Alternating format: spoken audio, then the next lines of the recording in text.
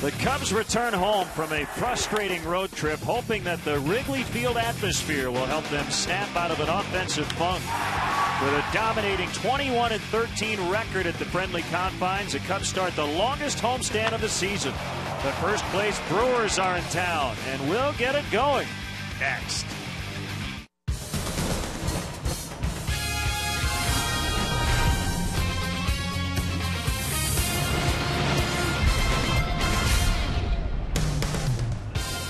Wrigleyville is buzzing as the Cubs are back in town to finish up the first half. The first place Milwaukee Brewers are in town, and the Cubs looking for some home cooking after a rough 3-7 road trip.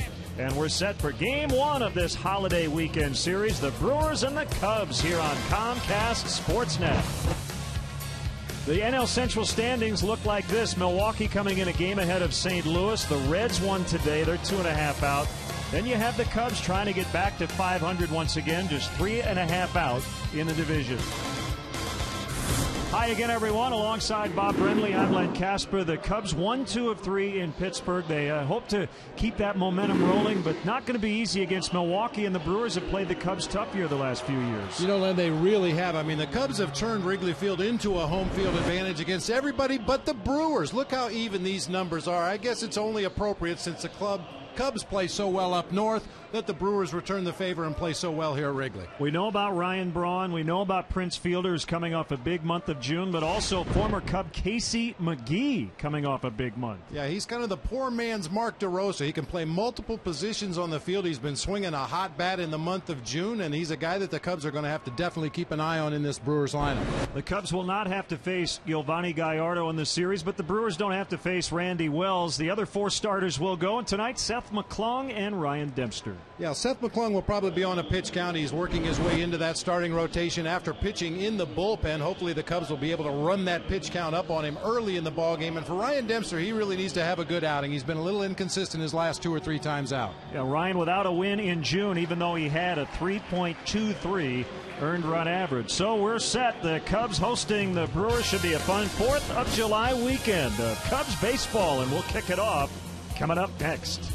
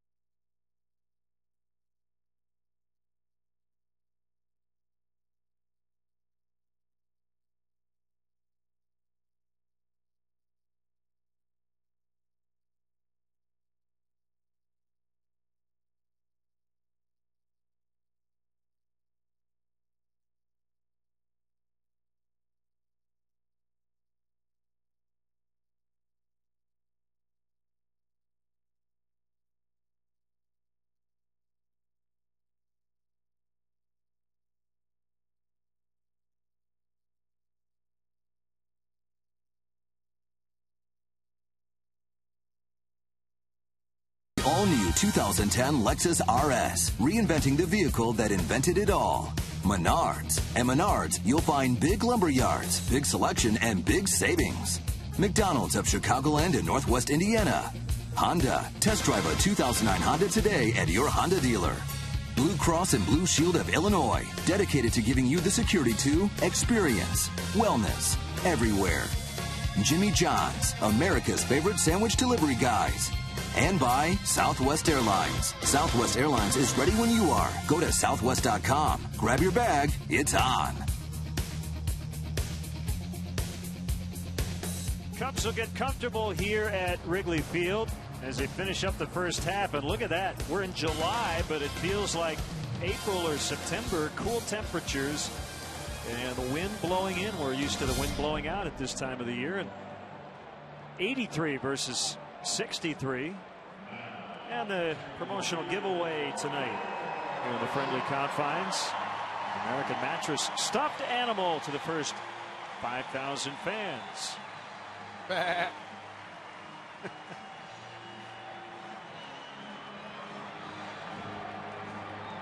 So the Cubs have taken the field behind veteran right-hander Ryan Dempster.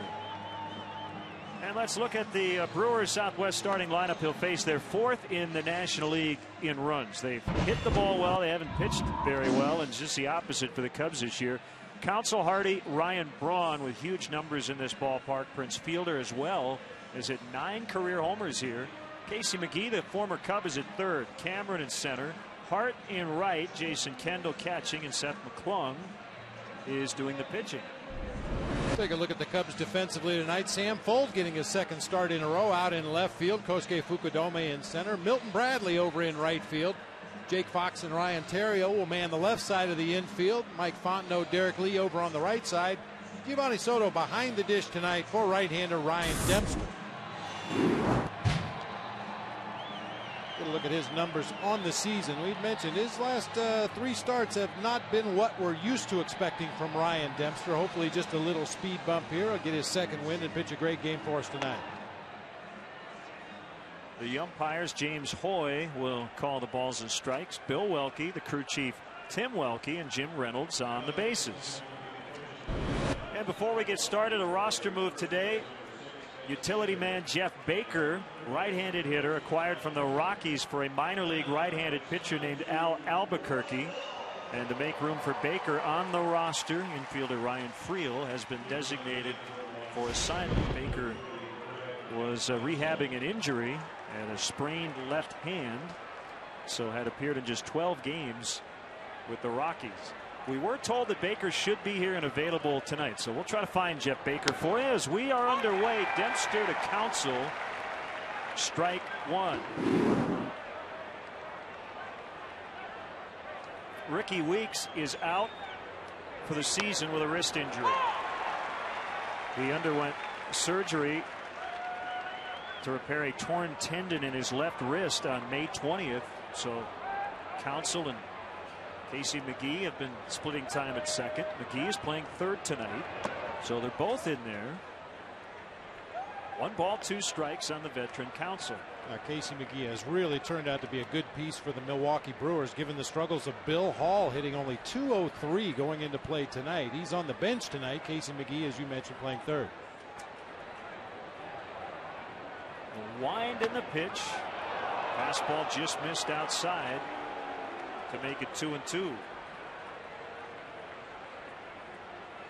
It's really strength against strength and weakness versus weakness in this series. You have the stingy Cubs pitching staff against a very good Milwaukee offense, and you have an underachieving Cubs offense against a Brewers pitching staff that's near the bottom in ERA.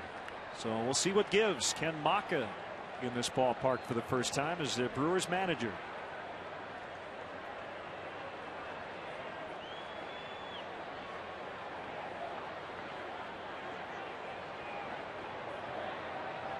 Good numbers for Counsell against Dempster, and he's worked a full count, 3-2. Craig Counsell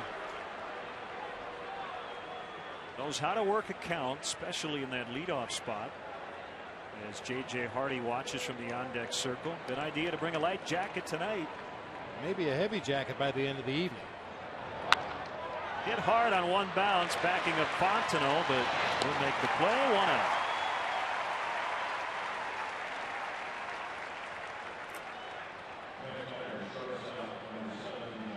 Probably won't see the same kind of patient, deep pitch at bats from the rest of this Brewers lineup. They like to swing the bats. Craig Counsell, as you mentioned, throughout his career has been known for his eye for the strike zone and his willingness to hit with 2 strikes.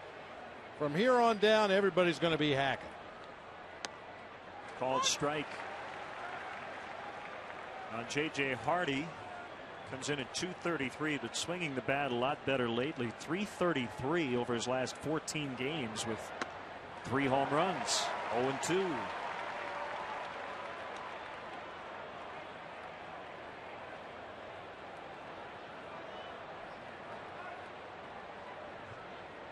Dempster facing the Brewers for the third time already this season. 1-1 and 2 previous starts on the road.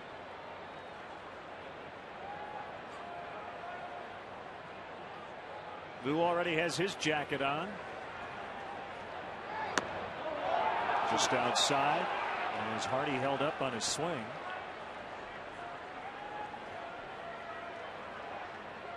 Key guys to get with Braun, Fielder, and McGee coming up.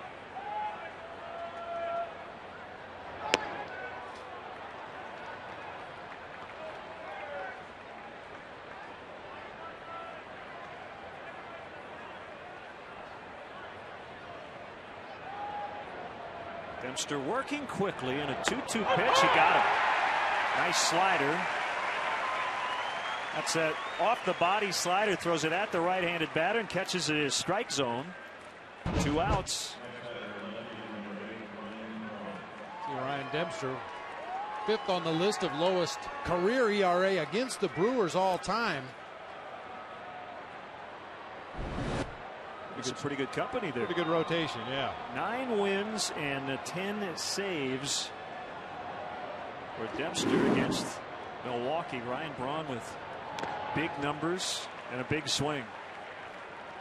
Yeah, we can talk all we want about Craig Counsell's ability to working at bat and J.J. Hardy being hot lately, but there's no doubt the next 2 guys in this lineup are the 2 guys you're going to have to control if you want to beat this Brewers ball club.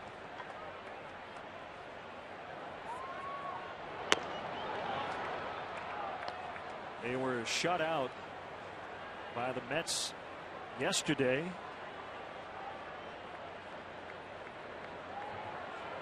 But by and large, they've been swinging the bats pretty well.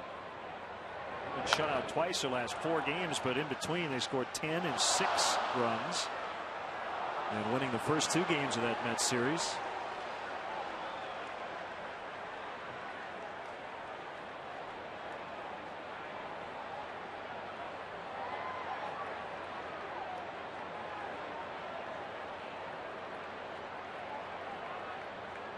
Soto wants it up. It is, and Braun couldn't catch up to it.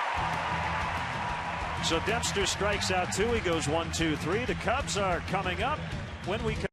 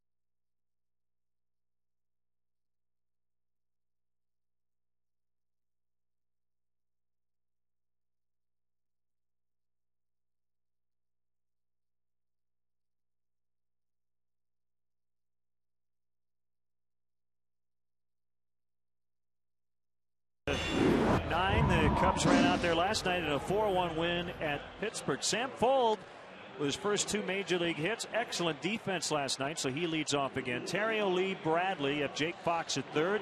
Kosuke with a home run last night. Soto, Fontenot at 2nd for Blanco, and Dempster the pitcher. Take a look at the Brewers defensively. Braun, Cameron, and Hart across the outfield. Cameron and Hart very good defenders with strong throwing arms. McGee and Hardy on the left side of the infield. Counsell and Fielder on the right side. Former Cub Jason Kendall behind the plate tonight for right-hander Seth McClung. The At one time pitched for Lou Piniella in Tampa Bay, and he starts Sam Fuld with a strike. He's a big dude, 6'6", 262, just his second start. He's in there because left-hander Manny Parra is back in the minor leagues. So McClung out of the pen and into the rotation. 1-1 on Fuld. Alfonso Soriano will be back in the lineup tomorrow, and he will be in the leadoff spot, according to Lou.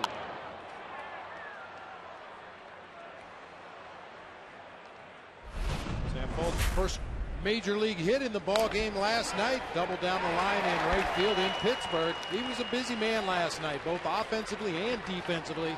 He was involved in every aspect of the game. And arguably the biggest play of the game was on defense when he threw out the tying run at home plate. This is slicing away from Braun, and it'll be just foul.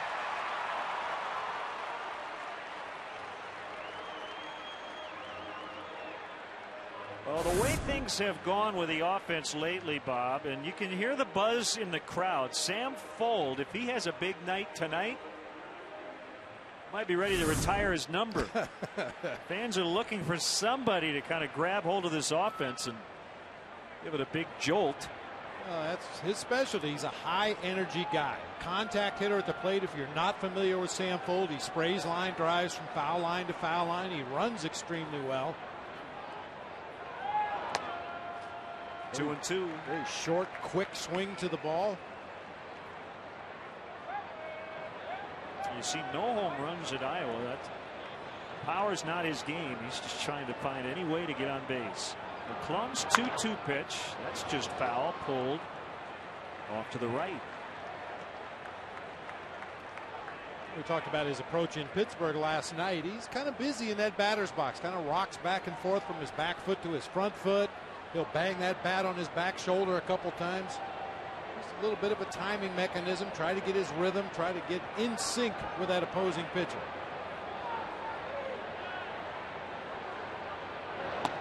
Way outside.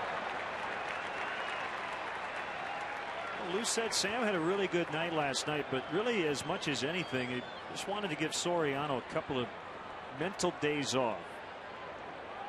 And hopefully he'll get back on track tomorrow afternoon. Foul pop out of play. And it would be a great problem to have for the manager to have to find a way to keep Sam Fuld in the lineup. Those are good problems. Oh, yeah.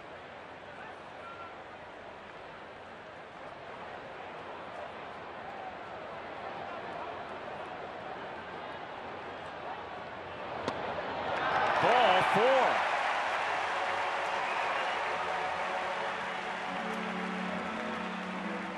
Leadoff man is on. If we watch McClung closely in this ball game, he'll feature a 4-pitch mix: fastball, curveball, slider, change. He rarely throws his sliders, and he only throws an occasional changeup. Now, pitching out of the bullpen, he was all 4-seam fastballs and an occasional curveball. As a starter, he's tried to sink his fastball a little bit more, but his bread and butter pitch is that mid to upper 90s fastball up high in the strike zone. This is his 10th pitch already, as Terrio fouls it back.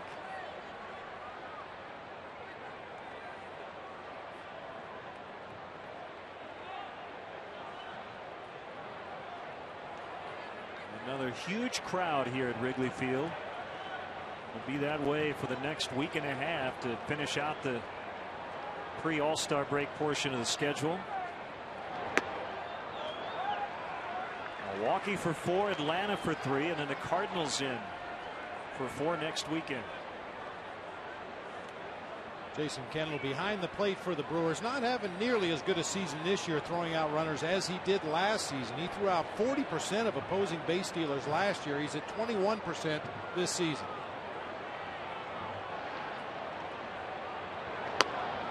Terrio waited back and then swung and missed. 1-2.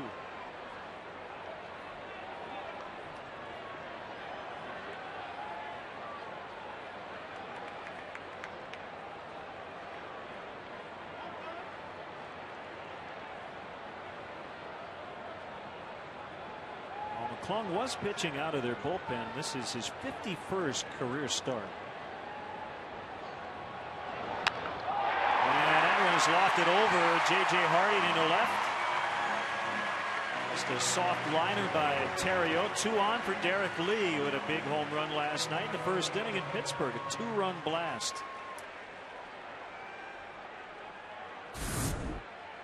Good 2-strike approach by Ryan Theriot. That short, quick swing once again. Got his weight out on his front foot, but had his hands back in a position where he was ready to flip that ball into left field for a base hit.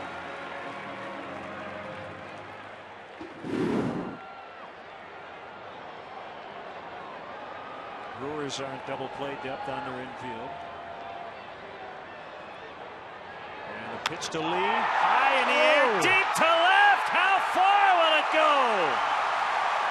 Way up in the bleachers, a 3-run homer.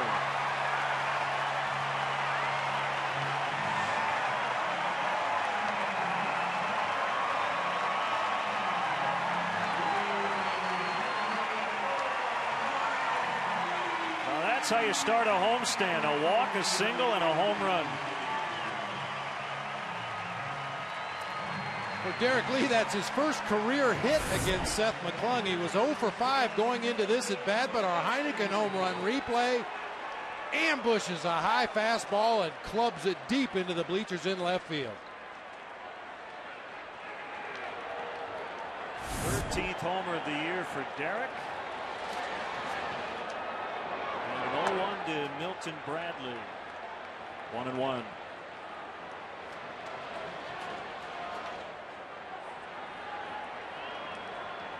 270th career homer for Lee.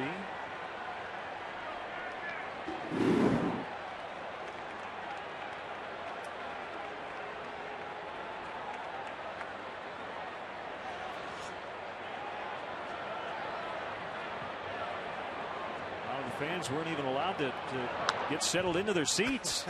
It's the way you like it. Frustrating feeling if you're a fan right now in the turnstile and you hear that roar go up inside the ballpark. Can't get to your seat fast enough to see what happened.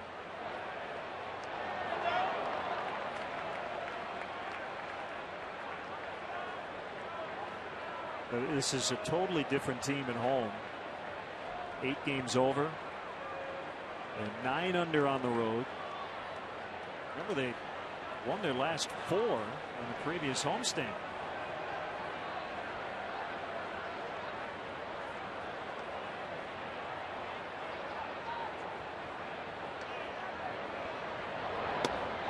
Called strike 3 on a fastball that caught the outer third. That's the first out of the inning.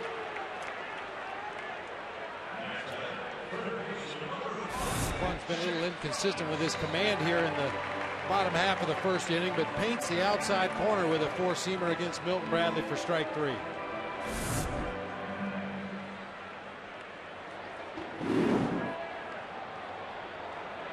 Jake Fox near the front of the batter's box.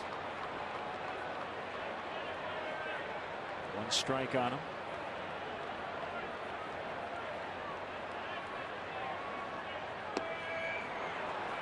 Half swing, 0-2.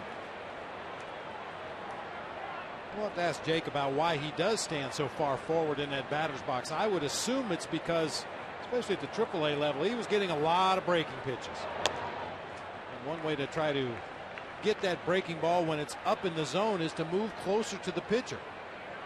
The deeper you are in the batter's box, the more time that ball has to travel, and the lower it gets in the strike zone or even below. You just can't wait to meet the ball. Yeah, that's what it's about. That's true. He'd probably stand out on the infield grass if they'd let him.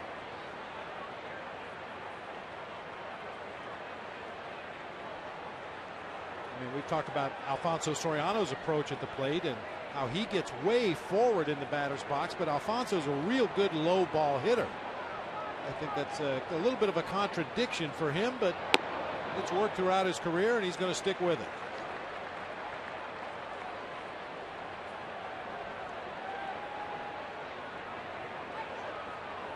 Soriano available to pinch hit tonight.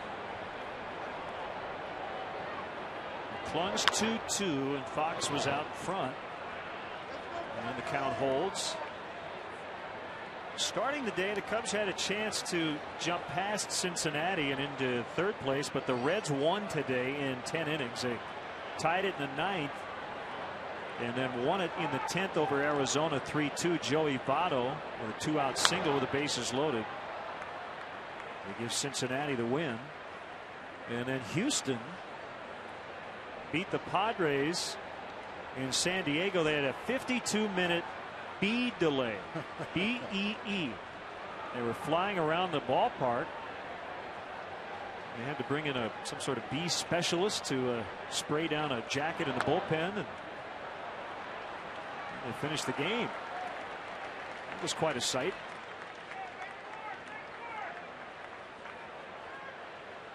Dave Kaplan from Chicago Tribune Live. He had a suit on about a half hour ago. Doing his radio show on his phone. I guess he wouldn't be on the radio right now because we're playing ball.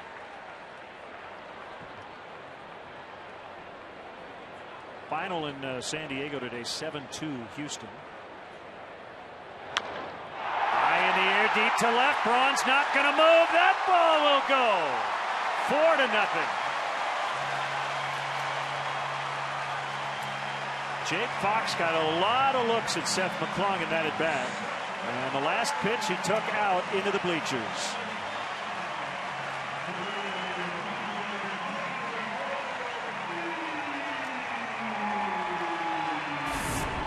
Well, you know how I feel about that, Len. The more looks you get at an opposing pitcher in a particular at bat, I think your odds of doing something big go up proportionately. A Heineken home run replay, the second one of the inning. This time Jake Fox going deep into the bleachers in left field. Brings a visit from the pitching coach Bill Castro. Still only 1 out. You know what he told him? Stop giving up homers.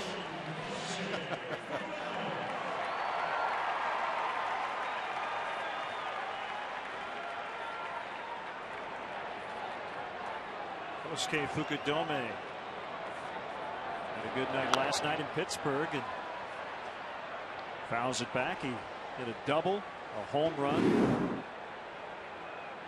with a nice catch in center.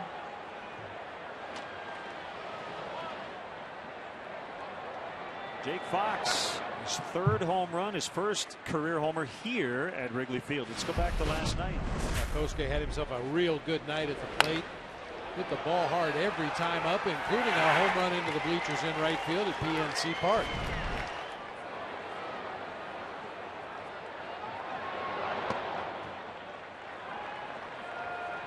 Well, and I think what we're seeing there is a little impatience on the part of Seth McClung. He's been a relief pitcher most of his career. You mentioned he has started at times, but as a relief pitcher, you don't want long pitch at bats. You want to get a guy out of there in 3 or 4 pitches if possible. And when that happens to Seth McClung, he's going to go to his bread and butter pitch, and that's the fastball.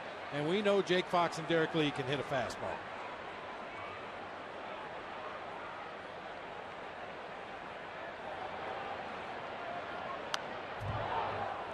Got a piece of it. Keep the at bat alive.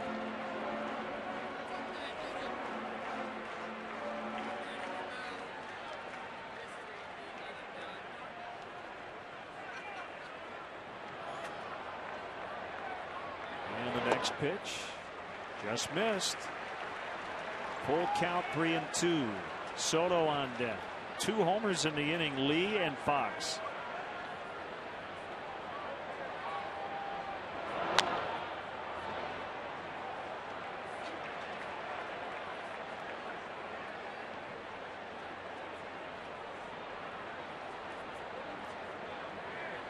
Kosuke has killed the Brewers in his short career. He's hit 400 against them.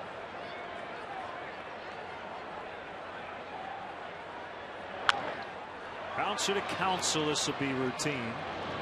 2 outs.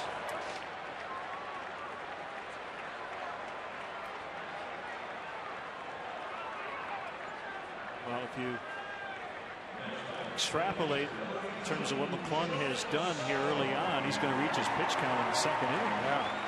He's only recorded 2 outs. And he's thrown almost 40 pitches. And that's good news for the Cubs. The tail end of the Brewers bullpen is solid. But if you get into that middle relief, you got a chance to make some noise. Corey Hart will make the catch to retire Soto, but a huge first inning for the Cubs. Derek Lee with a long 3-run homer to get it started after the fold walk and the Ontario single, and then Jake Fox a couple of batters later making it 4-zip after 1.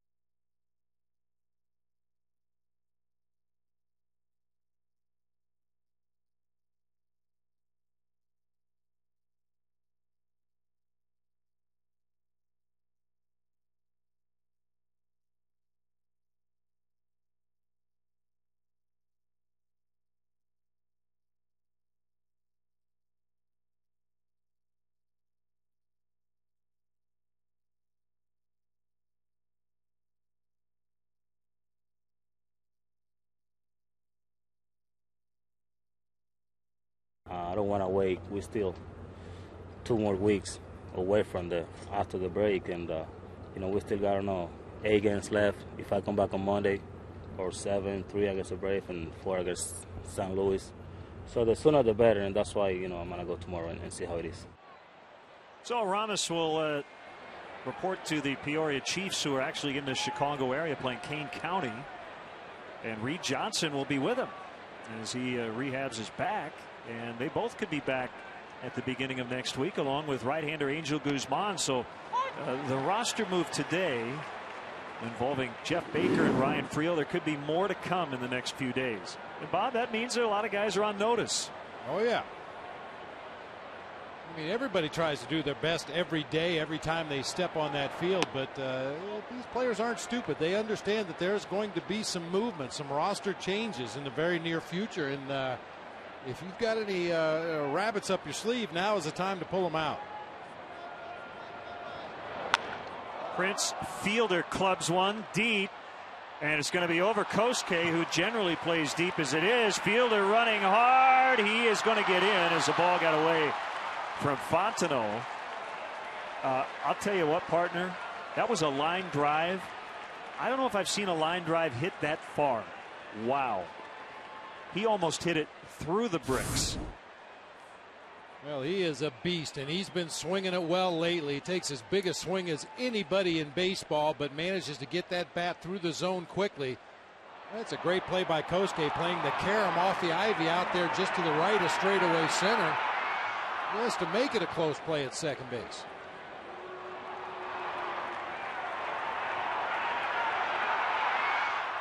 I'll tell you, Prince is obviously he's a big guy, but he wears an oversized jersey and pants. Looks like it slows him down. The wind resistance coming around first base.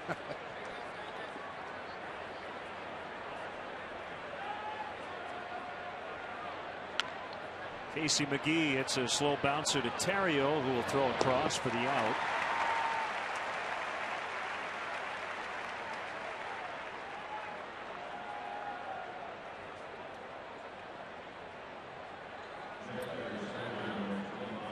We've seen quite a bit of that from the Cubs offensively this year. Those leadoff doubles, and the next guy makes a quick out to the left side of the infield, and that runner still standing at second base. One of the most basic fundamentals of the game. Now Casey McGee, hitting in the 5 spot of the lineup, probably had in mind driving Prince Fielder in. That same ground ball hit the second base would move the runner to third and give an opportunity here for Mike Cameron to drive a run home without a base hit. Just floored at how big that jersey is. That jersey makes Prince look small. What size you think that jersey is? Wow. Quadruple extra large. I don't know if that had to be specially made for him. I mean, he's a big man, and that shirt just hangs off him like drapes. Mike Cameron high in the air and deep. Fukudome starting to run out of room. It's a two-run homer, and it might be that kind of night. It's 4-2.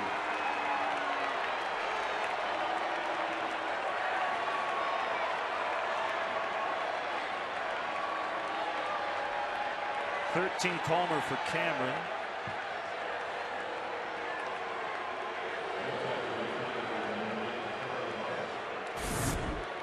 Cameron with 9 home runs against the Cubs in his career. 7 of them have come here at Wrigley. He knew it right away off the bat. Kosuke gave us a little bit of hope there as he tracked it all the way to the warning track and then up against the vines, but the ball just got up into the bleachers. Well, I recall Mike Cameron having a couple of big games here against Rich Hill when he was a member of the San Diego Padres. And for me, Mike Cameron has always been a very streaky hitter. If you catch him in a good streak, there's no place in the strike zone that he can't cover with that quick bat. If you catch him in a bad streak, you can throw just about anything up there and he will chase. Well, the opposing manager tonight knows all about it, because when Lou managed him in Seattle, he had a 4-homer game talking about Mike Cameron on the south side of Chicago. Hit 4 homers in 5 innings, 7 swings. He and Brett Boone hit 2 in the first inning. They homered back-to-back twice in the same inning.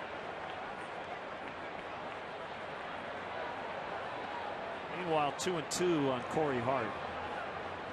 The pitch chopped, and it'll be cut off by Fox.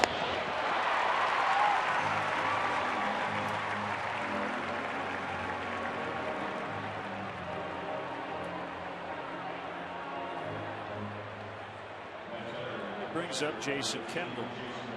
I don't know about you, but I don't mind the cool temperatures here in July. A little bit of a respite.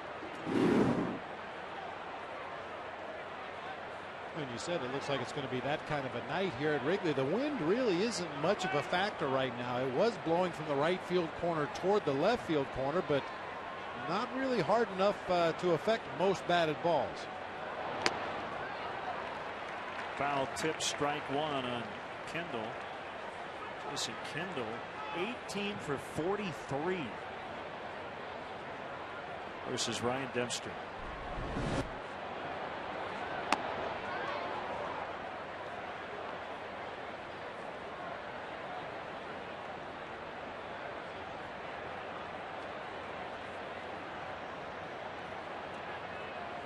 Ryan ready for a 1-1 pitch. Sinker, it bounces off Dempster, and Kendall will have his 19th hit against Dempster. His career hit number 2027 for the former Cub.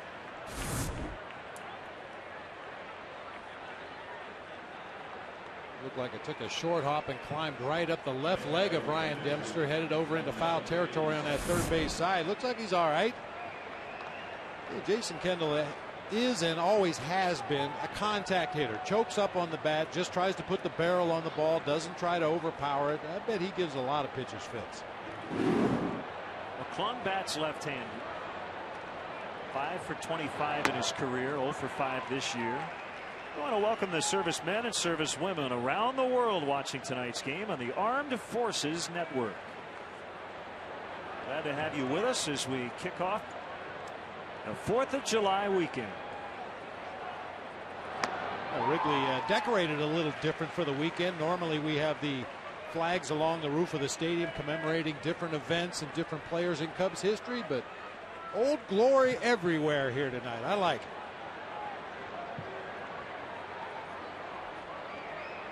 0-2 to McClung. Didn't cut down on his swing. He must be a power hitter. Cameron hit a 2-run homer to cut the lead in half. It's 4-2 after just an inning and a half.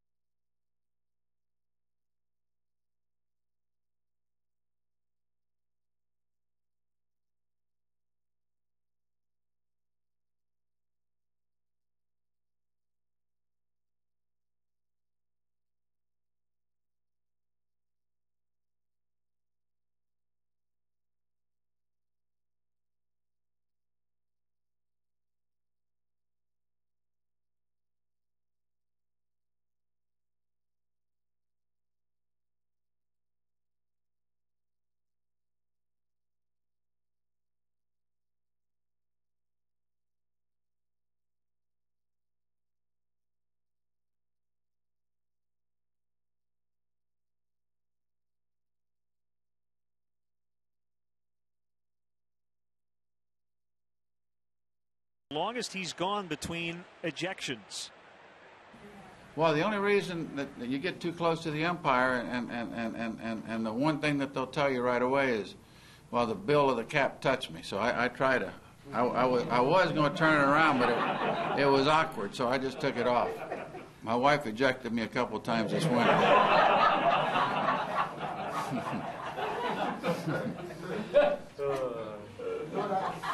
All right.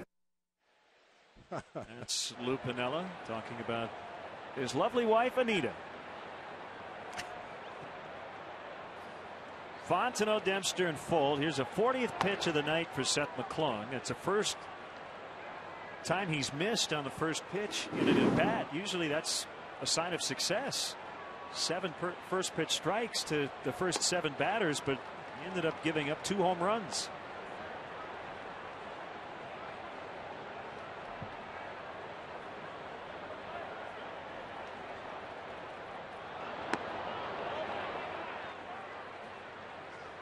Two and one to Fontenot, Dempster, and then Fold, who got it all started with a leadoff walk.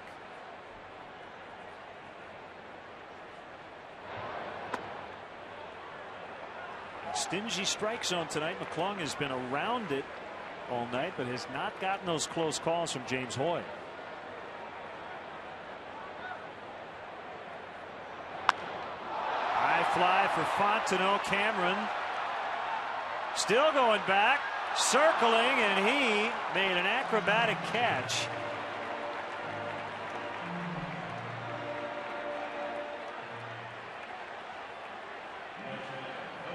I don't think Mike intended to catch it quite like that, but he did catch it. I mean, he's a very good defender out there in center field, but he kind of started gliding on that high fly ball to center field. Thought he was just going to make an easy over-the-shoulder catch, and then the wind got it at the very end, and he turns it into an acrobatic catch. 3-time Gold Glover out in center.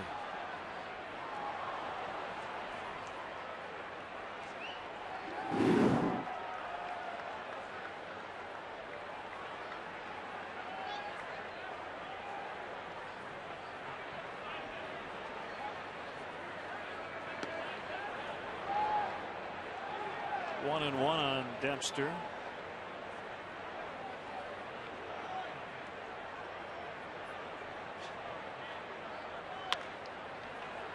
Pulled on the ground, picked up by Hardy. Like you missed it last night, or even if you didn't miss it, but you wanted to see it again. Here's Lou. And Lou is right. Randy was safe at first, but he was called out by the umpire, Chad Fairchild.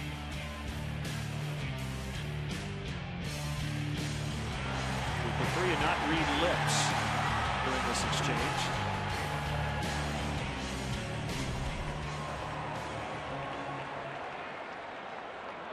Does he have fire? Yeah.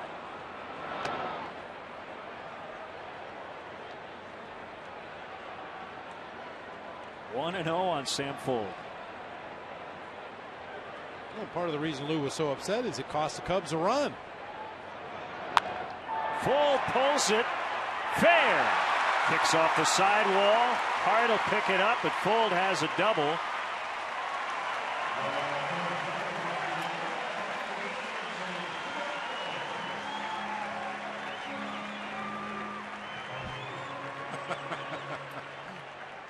Start building the statue right after this ball game is over. Sam Fold making an immediate impact in his first 2 games as a member of the Cubs this season. Walked and scored ahead of the Derek Lee 3-run homer in the first, and with 2 outs here in the second, doubles down into the corner to put himself into scoring position. You know, we talked last night about the journey for Sam Fold. Made a big splash defensively when he came up late in 07. And then last year was pretty much a disaster for him. He ended up not making the club out of spring training. Got demoted from AAA to AA in mid-May. But he was 0 for 6 in 07 as a major leaguer. And while he hoped he would be back here, there was no guarantee he was ever going to get another shot. Well, he's taking full advantage of it now. 3 hits in his first 2 games. In the dirt, blocked by Kendall. 1-1. Well, and there are some players that are fortunate enough and good enough to come to the major leagues, make an impact, and stay. Never go back to the minor leagues again. And there have been plenty of guys that have done that over the course of their careers. But the path that Sam Fuld is following is more likely. You maybe get a cup of coffee in September. You go to big league camp the next spring. Maybe get called up a time or two during the season if somebody gets hurt at the major league level. And with each step, you feel more and more confident in yourself. You understand the program a little bit better. You know what's expected of you a little bit more. And I think this time around, he's much more relaxed and expects himself to do well.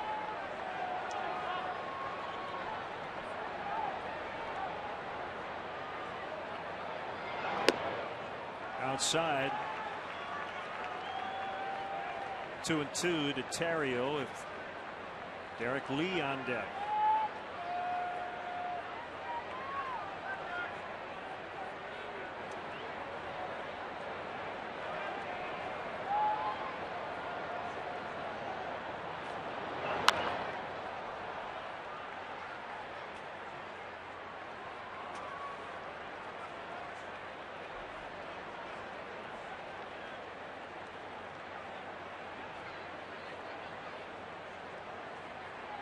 Cubs would love to answer back after Mike Cameron hit the 2-run homer.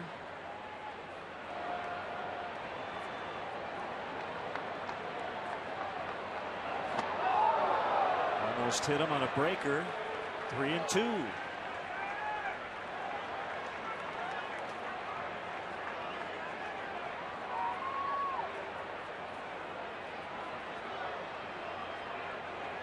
Fourth full count already for Seth McClung.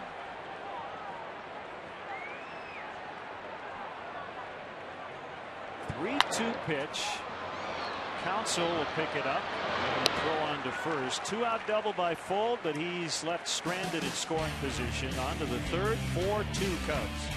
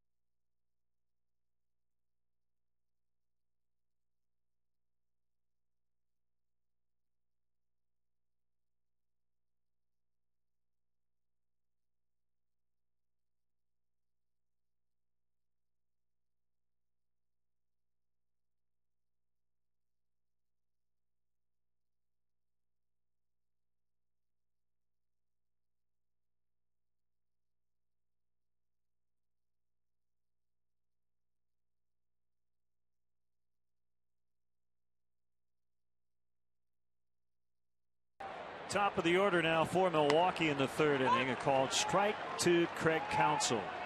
4-2 Cubs. First of two 4-game sets in this ballpark against Milwaukee. Another 4-gamer in mid-September.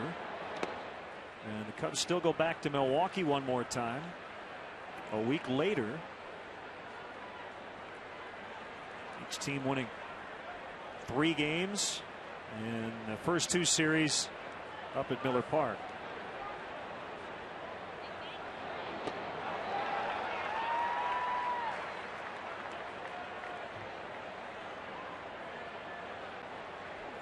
A pretty devastating injury for the Brewers in terms of Ricky Weeks. He really had turned the corner, was off to a good start when he suffered that wrist injury. the Cubs don't feel sorry for them with the injuries they've suffered as Counsell takes a called third strike. Back to Sam Fuld as he talks about his second go-around here in the majors. I think I feel a lot more comfortable this time around. You know, the first time up, I didn't know a whole lot of the guys on the team, and you know, hadn't been to a big league spring training yet, and just the last couple spring trainings have really helped me prepare for this. And you know, having played in winter ball and some pressure situations, I think I just feel a lot more prepared this time around. It's all right. Well, makes sense. It looks like it. Hardy takes it outside 2-0. Of course, nobody knows if Sam Fuld will be able to maintain what he's done in the first couple of ball games this go round with the Cubs, but it sure has been a shot of energy for a team that was sorely needing some energy.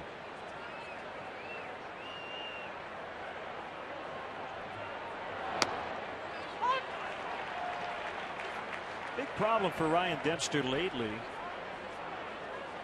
other than simply getting wins, because he had an excellent ERA in June, but did not get a win. Cubs didn't give him a lot of run support, but walks have been a problem. 13 over his last 3 starts. He is throwing strikes tonight, but unfortunately one of them left the yard.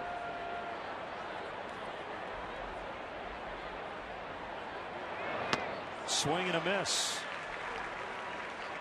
Full count.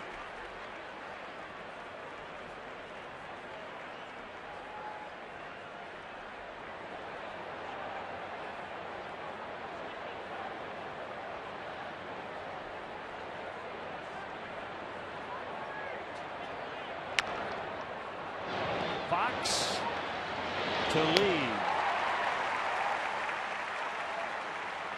Watch the Cubs battle these Brewers tomorrow at 1:20. Be sure to arrive early. The first 10,000 adults 21 and older will receive a Cubs floppy hat. Compliments of Bud Light.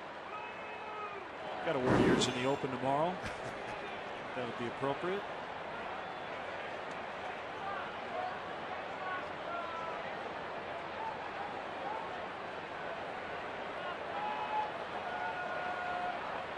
Works for me. I'd wear it in the open every day if I could get away with it. Braun pops it up. And it'll be Kosuke in center to haul it in. Now Dempster's gone 1-2-3 twice in the first and again here in the third. 4-2.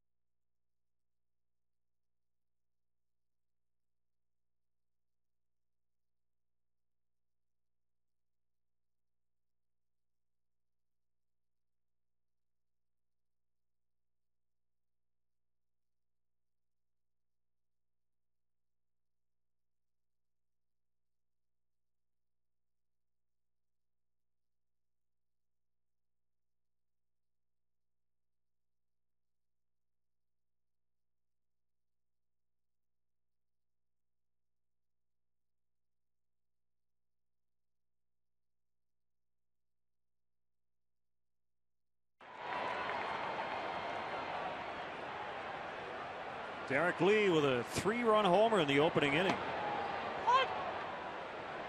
Called strike.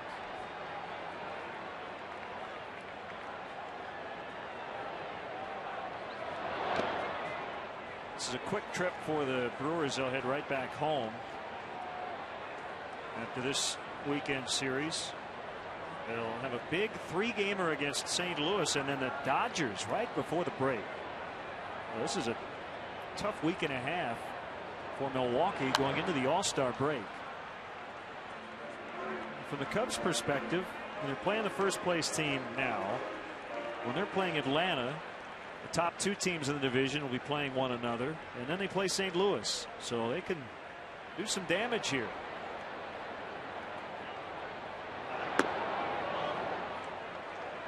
But on the flip side, you can lose a lot of ground quickly. These are very important games, even though it still is relatively early. And Milwaukee is 21-10 against its own division. The Cubs are just 19-18. That makes a big difference.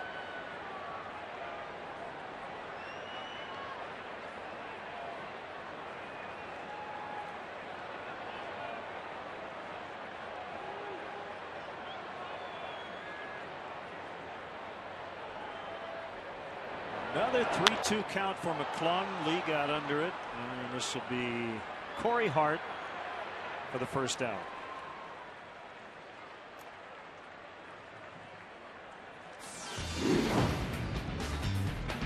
Get the best Chicago sports news nightly on Sports Night, presented by Dex. Coming up tonight after Cubs post-game live. Full recap from around Major League Baseball. Join Mark and Pat for Sports Night, presented by Dex. Tonight after Cubs post-game live on Comcast Sportsnet, fans' best friend.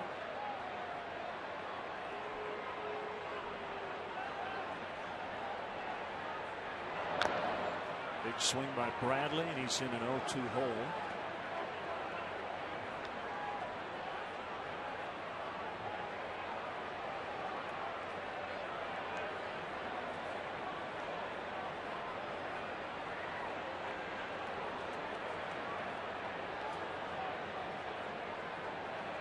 Bradley batting cleanup between Lee and Fox. Inside 1-2. I think the other thing about Ramirez coming back, this takes a little more pressure off guys who have struggled, like Milton Bradley and Alfonso Soriano, and really everybody else in this lineup.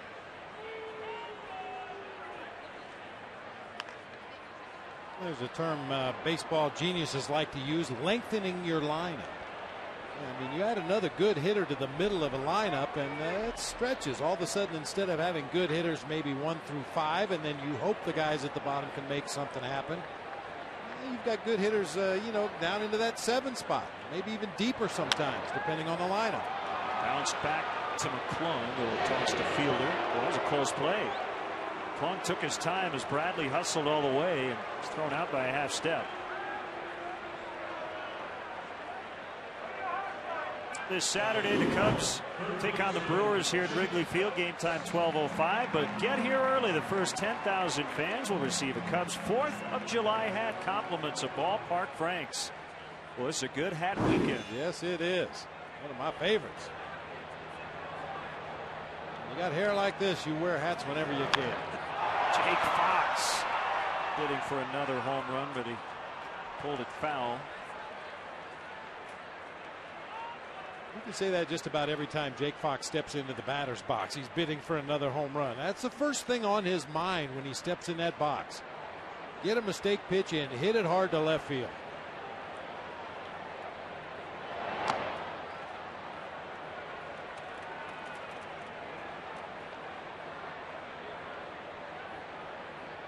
Cardinals leading the Giants 5-zip in the bottom of the 6th in St. Louis.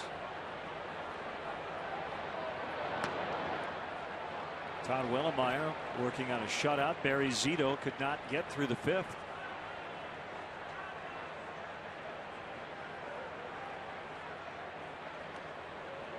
Wild game in Pittsburgh today, makeup game. The Mets were down 5-0 at one point, then they were up 8-5. Eventually, the Pirates tied it. They went to 10, and the Mets won it 9-8. Ryan Church with the game-winning hit in the top of the 10th. Adam LaRoche with a 2-run homer off K-Rod to send it to extras. Fox walks. He's had an excellent night at the plate.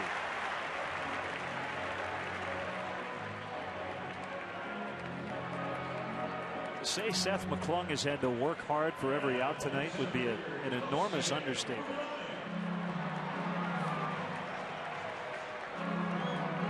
And some of it is his own lack of control, and I think a bigger part of it is some patient at-bats by the Cubs hitters.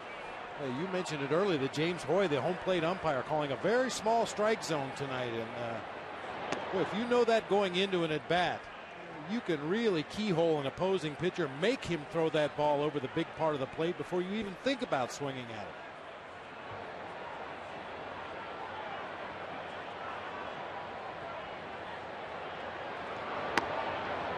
Knee-high strike, 1-1.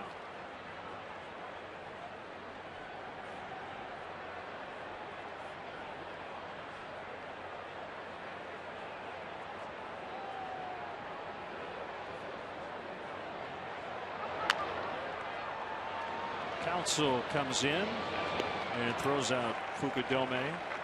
Cubs lead 1. They are ahead 4-2 after 3.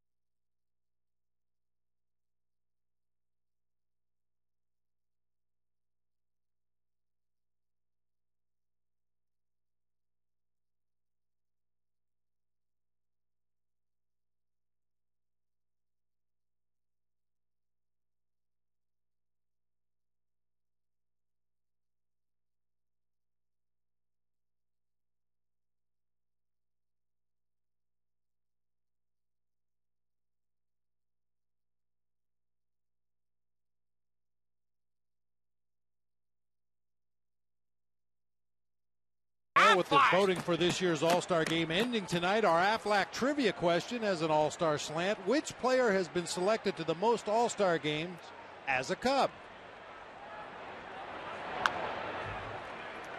12 days away from this year's All-Star Game down in St. Louis. I guess one question I would have is, when did the voting for the All-Star Game begin? Did it start with the first All-Star Game? Fan voting. That's a whole nother trivia question. Yeah. I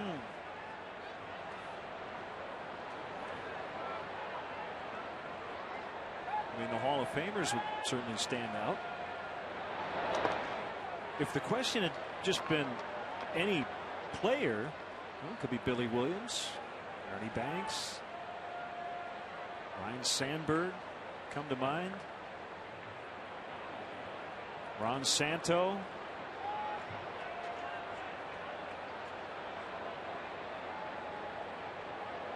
One-two to Fielder. Big swing, and he missed it. That's a strikeout.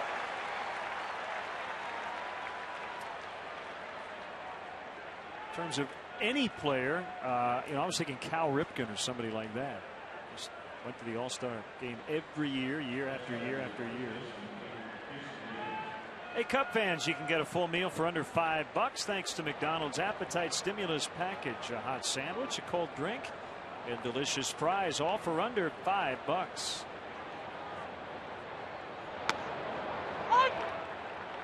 Hank Aaron, Pete Rose, guys that seemingly went to the All-Star game pretty much every year of their careers.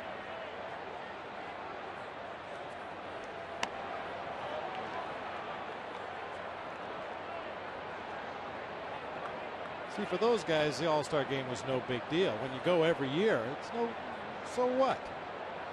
But when you only go once, it's special. I'm gonna go with Ernie Banks. That's probably the way I would go too. Yeah. And I think there were a couple years he went. Didn't they have 2 All-Star games? In the early 60s, I want to say. So that'll count twice. Terrio lost his hat. He might have knocked the wind out of him on the dive. Well, it looked like Ryan wasn't able to get his arms down and protect himself. Almost made a face plant out there in the grass in shallow left field trying to dive for that ball. Oh, man. Couldn't feel too good. Yeah, he ran his right hand right up against the grass there, where you could see where the outfield grass starts at the outside of the infield there, and he ran his right hand right into that grass and couldn't really protect himself as he went down. So McGee aboard for Cameron, who hit a 2-run homer in the second inning.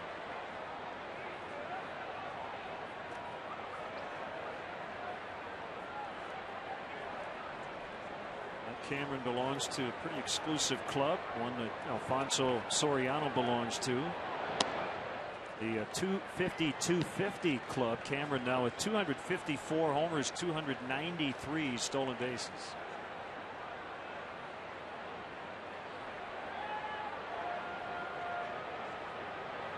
Coming off a very rough month of June. All in 2 strikes.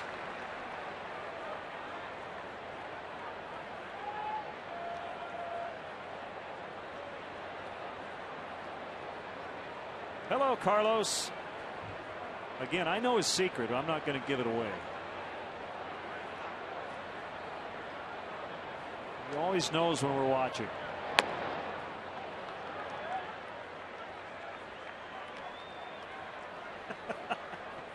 Telling Andres Blanco to wave.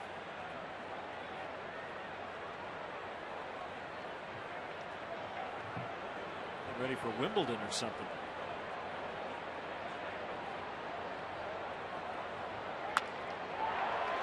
Over Fontenot. Cameron's 2 for 2.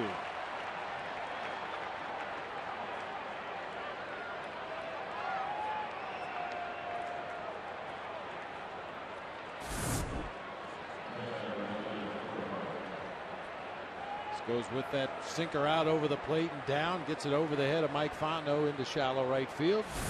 He moves up the base.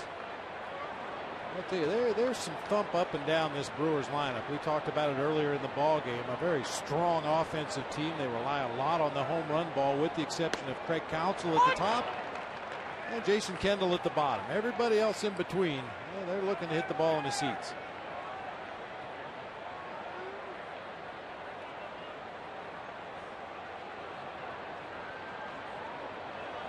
As we near dusk, a double play ball. Little flip. And a dig by Derek Lee. It goes 4-6-3 to get out of the inning. Still 4-2 Cubs.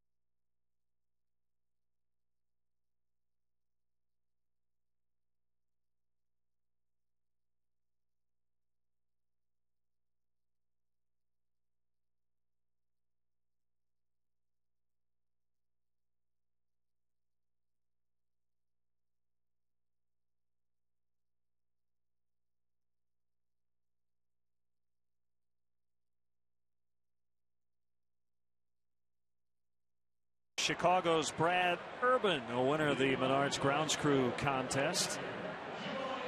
And helping out tonight, best grounds crew in the business. He's ready to play some ball. Yeah. 3 home runs tonight. All the runs have come on homers. Lee and Fox for the Cubs. Cameron for Milwaukee.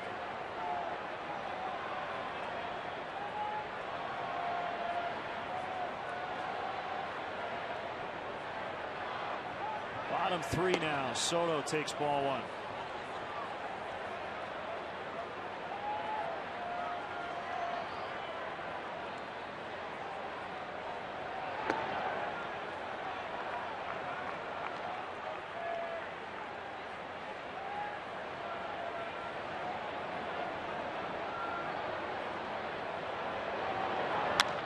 Deep drive to left for Soto. Home run number 3 for the Cubs tonight.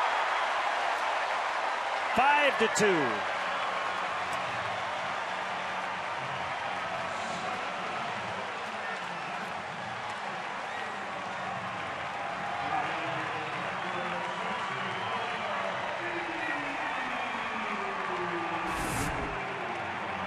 Our third Heineken home run replay of the game. A center cut fastball for Giovanni Soto. That's that Seth McClung 4-seamer. Really the only pitch that he's been able to consistently command in the strike zone, but that one was right down the heart of the plate. Gio has a chance to really salvage his first half. That's his 8th home run. If he can get a couple more, he'll be on that 20-homer pace. Fontenot drills one into center.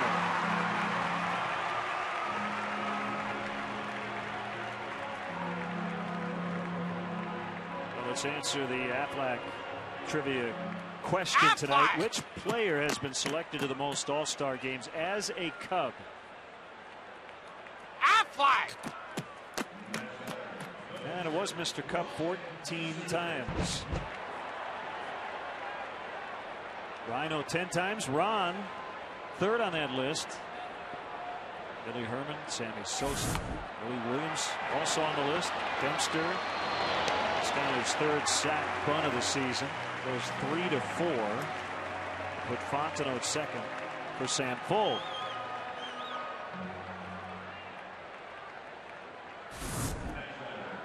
Perfectly executed by Ryan Dempster. Probably the best bunter on the Cubs pitching staff.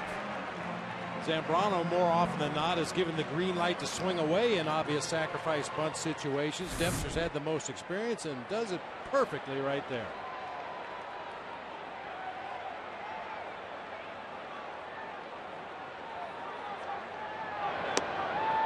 Strike to Sam Fuld. We did figure out what we think Carlos was doing. He's doing his Manny Ramirez impersonation. Okay. Yeah. Is Manny back tomorrow? Yep.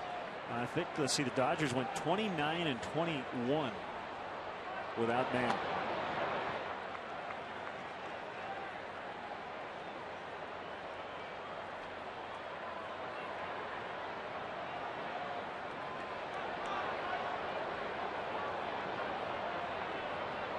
One to Fuld. 2 balls and a strike.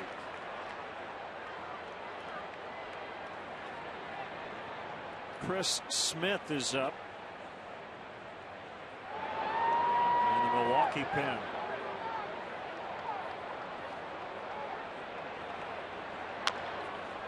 A tapper. McClung gets over to first, and Fielder's not even going to throw. And McClung's upset. I think he wanted Fielder to throw that ball. I'm a little surprised he didn't. Sam Fuld's 2 for 2. He's reached all 3 times. Kind of a swinging bunt to the right side of the field for Sam Fuld. He's busting it down that first baseline. For whatever reason, Prince Fielder just felt like that was a high-risk, low-reward play. Decides not to shovel on to Seth McClung. You know, I don't think he would have gotten him, but it appeared as though McClung wanted him to at least make the throw, and that'll be it for Seth McClung as Ken Mock is coming out. I mean, both players for the Brewers. Fielder was going to have to flip it kind of across his body backwards, and McClung was turning back to his left as he was approaching first base, so Fielder just decided it wasn't worth the risk. Bad flip there would cost him a run. Well, it was certainly not Seth McClung's night. He goes 3 1/3, and Chris Smith will come in first.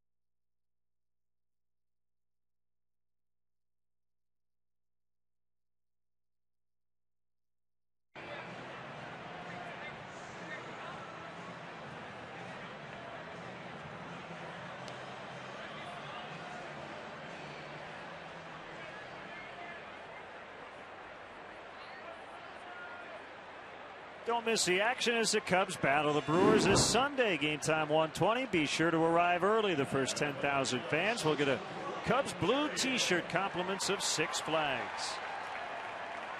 Got you covered with the shirts and hats this weekend as rookie righty Chris Smith makes his 10th appearance. He's been very good so far. Bounced that one in front of home plate. First and third, one out. And Ryan Theriot at the bat.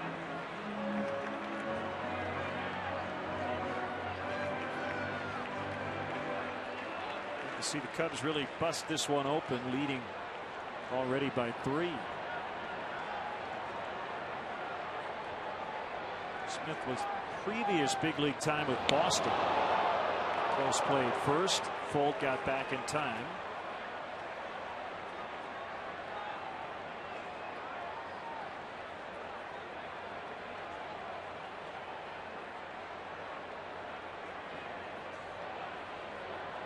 Fontenot at third. Folt is at first.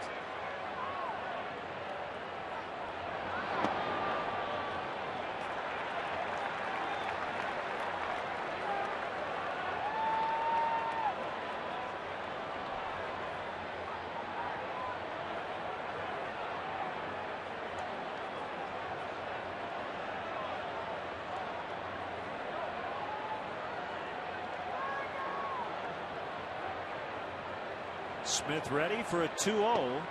Missed again. 3-0.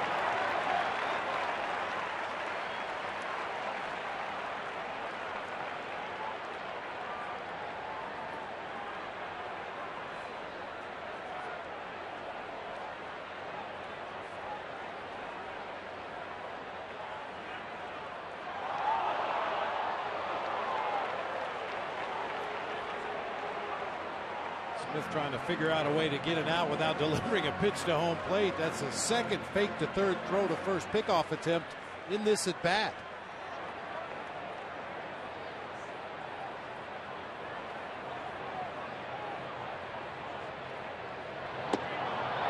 Ball 4. They're loaded. Ryan Theriot had a little fun with the Blue Man Group earlier today.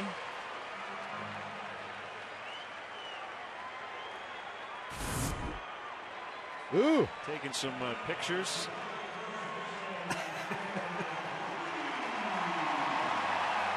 Oh, that's spooky.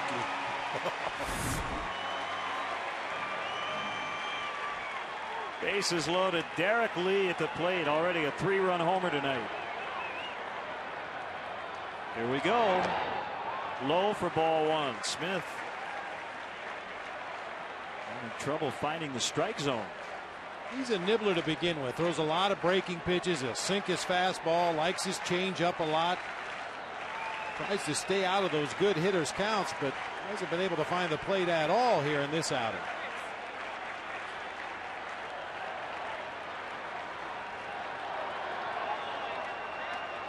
Big leg kick. Ball 2.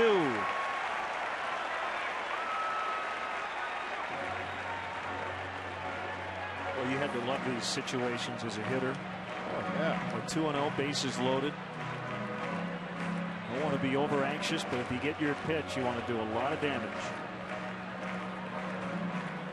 You got 3 short, fast guys on base.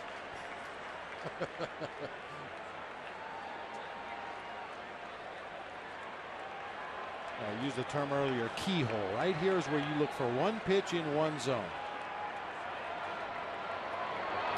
Oh, there it was.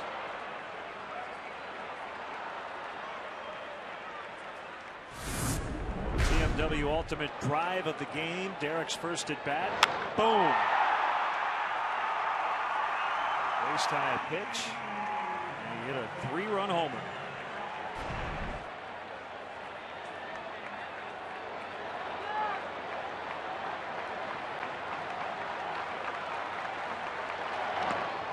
Three and one.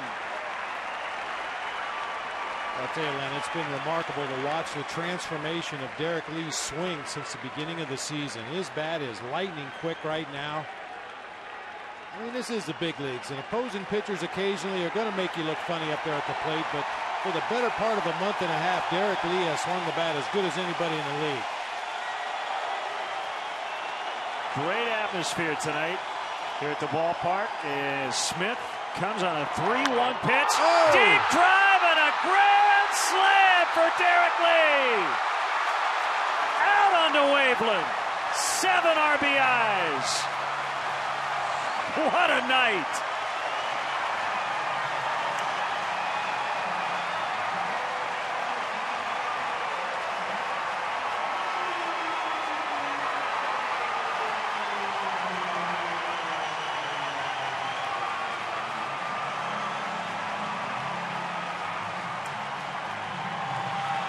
He makes it 9-2.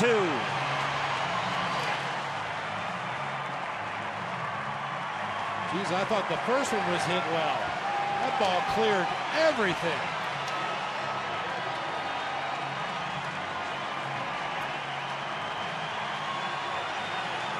Fans are waiting for a curtain call here from Derek Lee.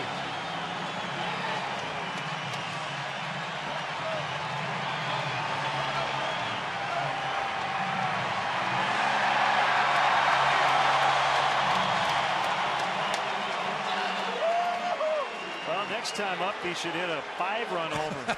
Hit a 2-run homer last night, 3-run homer in his first at bat, third at bat, a grand slam. Bradley bounces to Counsell with second out.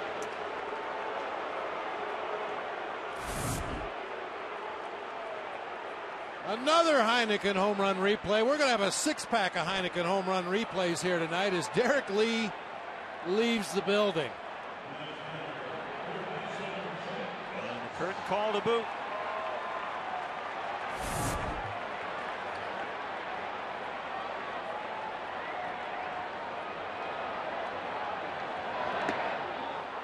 Jake Fox swung and missed.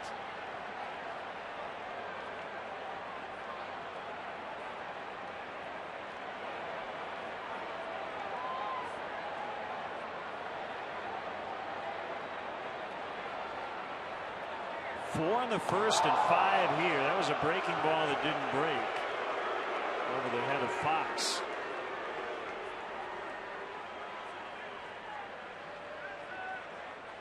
I wonder if anybody's ever homered for the cycle. Grand slam, 3-run, 2-run solo. That's still Still within play. reason, yeah. A career high 7 RBIs for Derek.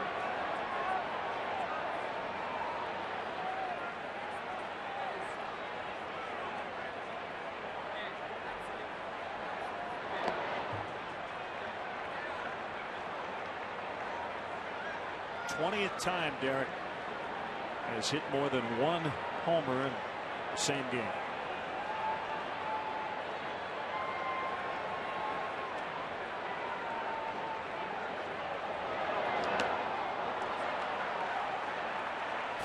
We talked about keyholing a pitcher. That was the 2-0 fastball that Derek Lee got and fouled it off. Boy, as a hitter, you tell yourself, geez, I should have got that one. I'll never get it again. But there it comes on the 3-1 pitch, and this time he does not miss it.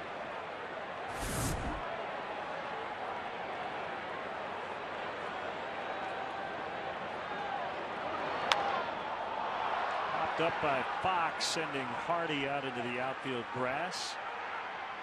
And that'll end the inning. Oh, by the way, Soto led off the inning with a home run. But the big one people are getting up for right now, the grand slam by Derek Lee. And the Cubs lead 9-2.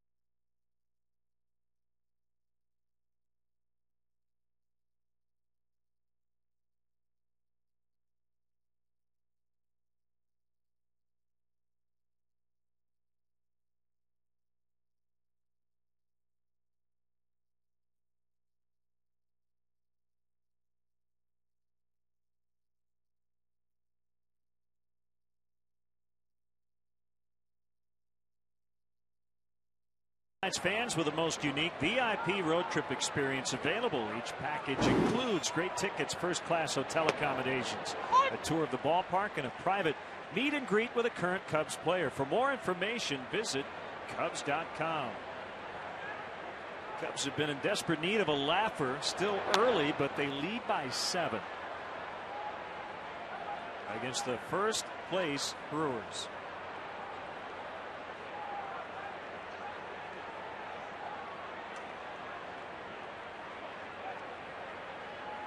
Four other teams in this tightly packed Central rooting for the Cubs tonight.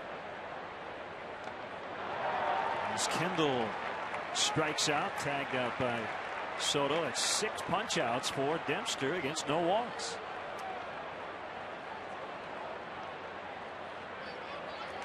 His command has been much better tonight than his last 3 times out, keeping that sinker down low around the knees.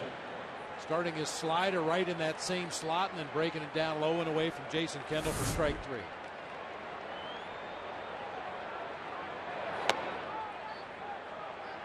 Ken Maka is not conceding this game, but as he looks at the rest of this series and the big picture, he has decided to make Chris Smith the guy to eat up innings no matter how it goes.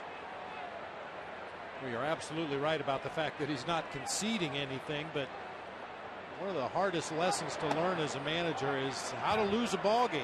You don't want to go through everybody in that bullpen trailing by 7 runs and have a ragged bullpen for the next 3 games of this series. So as you said, he's going to let him take the at bat here, hope to get at least a couple more innings out of his right hander out of the pen. It was great to see Marty DeBerge here at the ballpark, obviously rooting for the Brewers. After traveling the spinal tap as Smith takes the first walk issued by Dempster.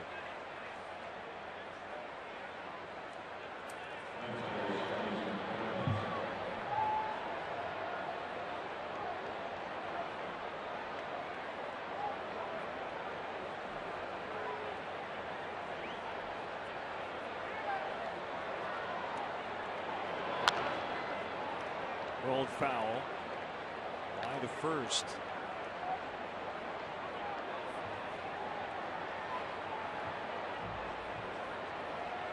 Hey, happy birthday wishes go out to our good friend Gary Stark. Cubs clubhouse staff. Gary turning 47 today. I didn't realize it was Gary's birthday. Yeah, I didn't either until I got up to the booth. So Gary, apologize that I didn't wish you a happy birthday personally, but geez, I'd have baked a cake.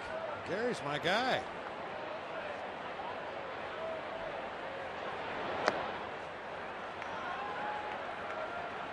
see if Gary were to make an appearance in the Cubs dugout at some point here tonight, we could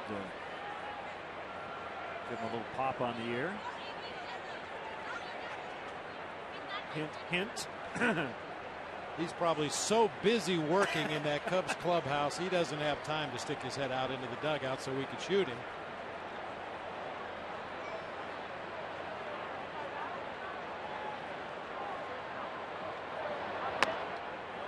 Three and one on Counsell.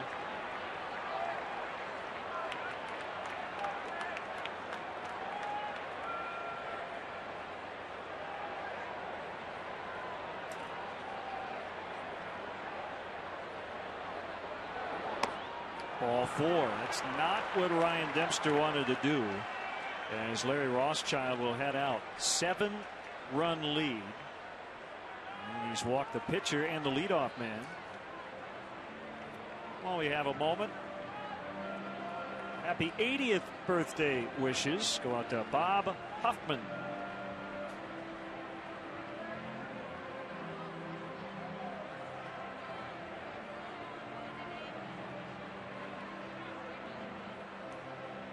Also turning 80, Irene Horvath from McHenry, Illinois. You're having a great birthday, Irene. Cubs leading 9-2 in the fifth. Well, and occasionally when your team spots you to a big lead, it's not uncommon for pitchers to give up some runs, but as we saw earlier in the season, usually it's because you're throwing too many strikes and guys start hitting home runs. Last thing in the world you want to do is put those runners on via the base on balls and create the opportunity for a big inning for the Brewers. A strike on Hardy. Isabella Schaefer turned 80 today. People turning 80. Yeah. Happy birthday.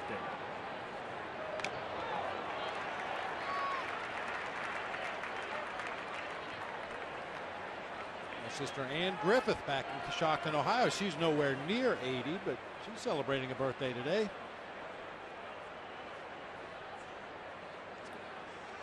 A little courtesy meeting to the mound here by Giovanni Soto, talking to Ryan Dempster. That last foul ball took a big bite of James Hoy behind the plate. Turned his mask around nearly sideways.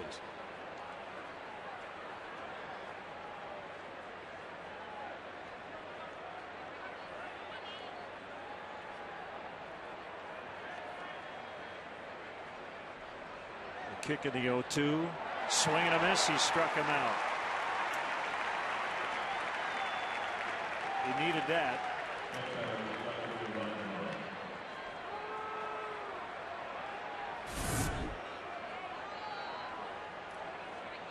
Good to see him able to get right back into the strike zone there. That at bat to J.J. Hardy. Hardy swing on a splitter down.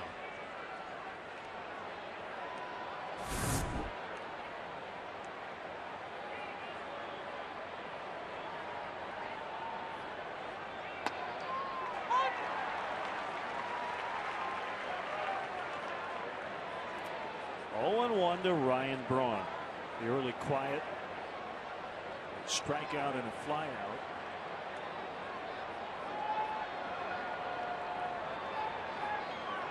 if those first 2 at-bats are any indication, I got a pretty good idea how the Cubs are going to attack Ryan Braun in this series.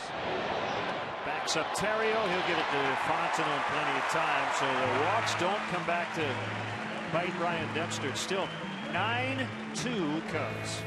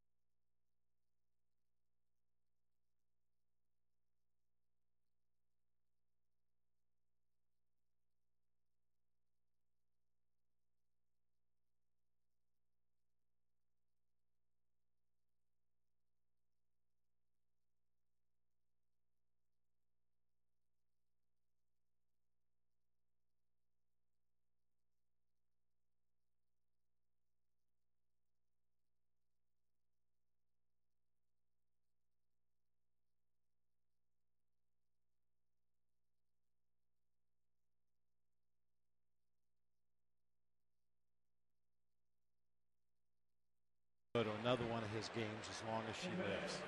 He's 0 for 3 with 3 strikeouts.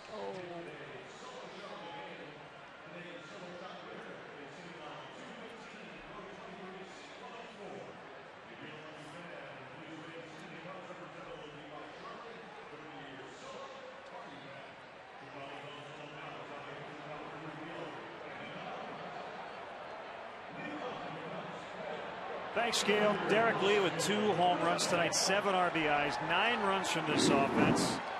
Feels like 2008, doesn't it? It does feel a lot like 2008.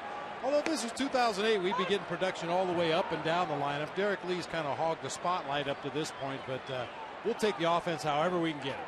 4 home runs for the Cubs tonight. Jake Fox and Giovanni Soto also hitting home runs. 1-1 on Kosuke Fukudome. Chris Smith on the mound. That's laced toward the alley. I'll get out to the 368 sign.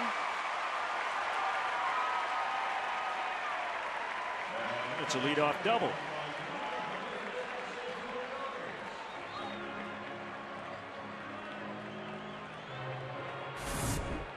Nice to see Kosuke finding the barrel of the bat on the ball a lot more consistently lately. Mentioned the big day he had in Pittsburgh yesterday. Perfectly splits that gap in left center field for a leadoff double here.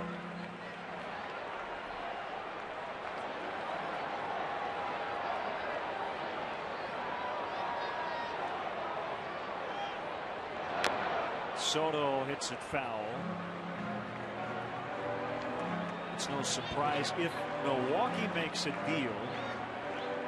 It seems like Brewers are in all the trade rumors on almost a daily basis. They'll probably add pitching. The question is, would Doug Melvin part with one of their top prospects in order to get pitching? Last year they got CC Sabathia and they won the wild card. This year they're leading the division and would like some pitching help. That's what a lot of teams.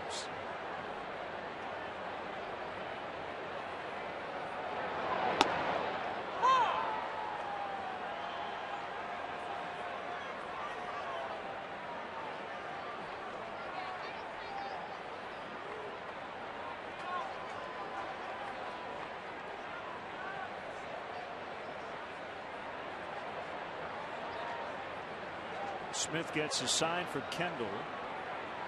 And his 1-2 pitch. 2-2.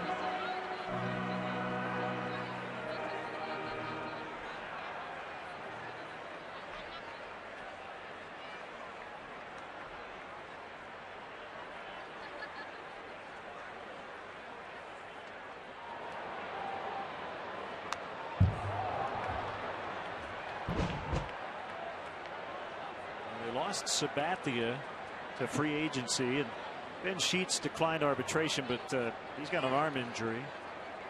We're not going to bring him back. Their starters at 25 quality starts over their first 39 games that led the major leagues on May 19th, but just 13 and now the 40 games since.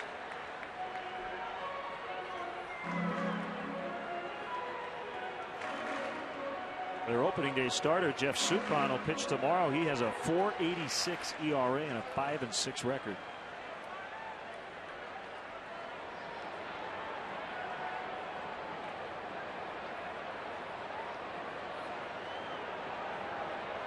Manny Parra is in the minors. Dave Bush is on the DL.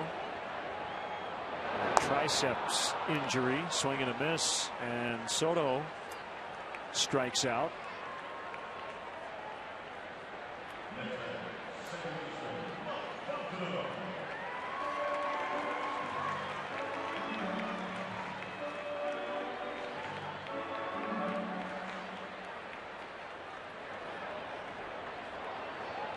I think you'll agree with this theory.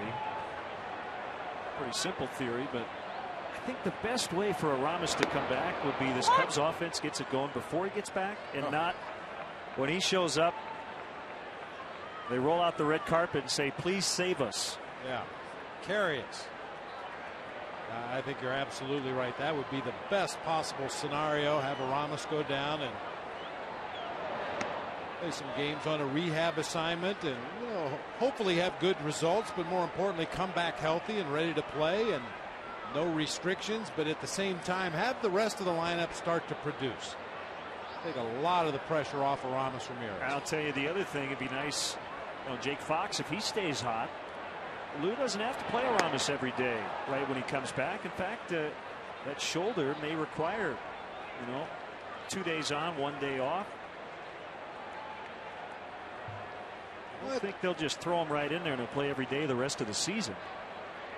And if you think back to spring training, Lou was very adamant about the fact that he wanted to rest his regulars throughout the season. He didn't really expect anybody to play 160 games this season. He was going to give all of his regulars some consistent time off. Now, unfortunately, the bench production wasn't good early in the season. The injuries happened, and Lou's hands were tied a little bit as far as how much off time he could give to his regular players. But as guys start to come back healthy and you get a little more production out of some of the guys off the bench, I think we will see not only Aramis Ramirez, but some of the other regulars getting some time off in the second half. Fielder will take it by himself with Fukudome at third and 2 outs. Gary Stark, happy birthday to you. See, he knows we're shooting him.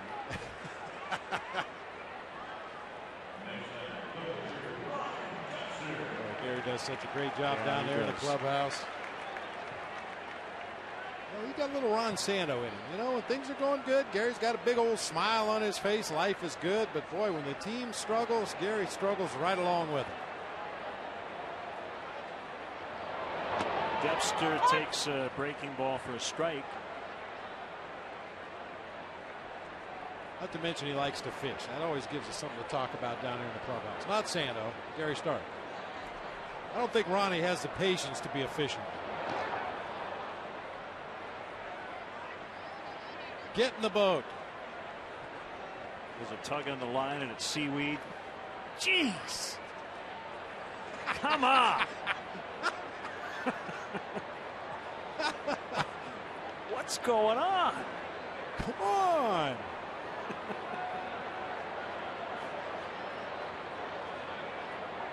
I was going to say it looks like they have an elephant laying on the floor of their booth with his trunk out there over the scoreboard.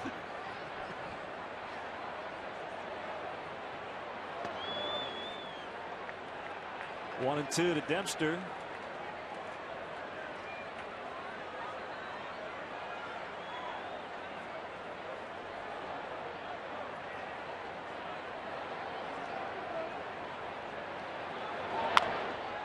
Bouncer to Hardy. And the inning is over. Leadoff double, no runs. Cubs 9, Brewers 2 after 5.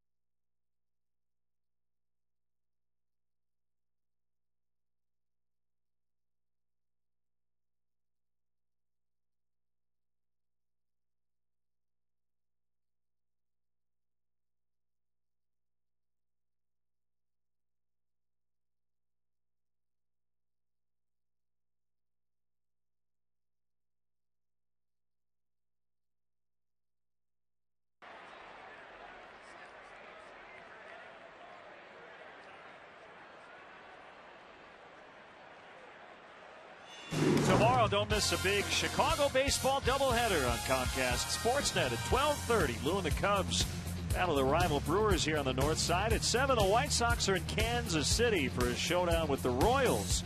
Don't miss any of the action beginning with Cubs pregame live at 12:30 only on Comcast Sportsnet. Ryan Dempster getting a ton of support tonight, leading 9-2. He can go right after Prince Fielder. I don't believe could hit a 7-run homer in this at bat.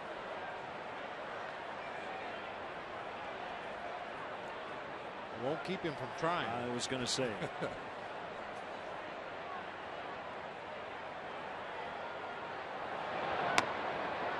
Well, he should have one more career home run. He should have, that homer would have been a grand slam, but Reed Johnson took it away. And it was with Ryan Dempster on the mound in Milwaukee in April. One of the catches of the year. Oh my. That one will not be caught except by a fan, as Fielder just hit his 10th Wrigley Field home run. Other than his home ballpark, this is the most homers he's hit in any other ballpark. 10 homers in 108 career at bats. 9-3.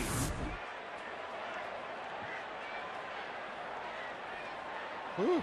Boy, does he take a vicious cut. I don't know if there's anybody in the major leagues that swings as hard as Prince Fielder does. And a real good high ball hitter, which is unusual for most lefties. They usually like the ball down. Prince Fielder just hacks at that high pitch. Jim Edmonds would be one of those other rare high ball hitters from the left side. Going way back, a guy I played with the Toronto Blue Jays, Ernie Witt, was a dead high ball hitter. Most lefties, they like that ball down around the knees, even a little bit lower, where they can golf it. By the way, we should give Jim Edmonds a little pop. We probably haven't talked about him enough in terms of the year he had for the Cubs last season. Took him a while to earn the cheers from the Cub fans here at Wrigley Field, but he was tremendous. Jim had 19 home runs in under 300 plate appearances with the Cubs, and has not been in the big league since.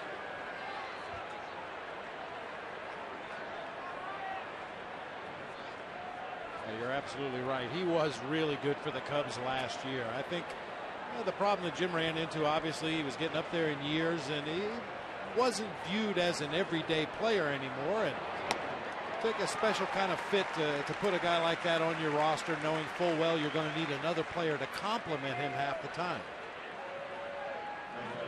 So McGee strikes out.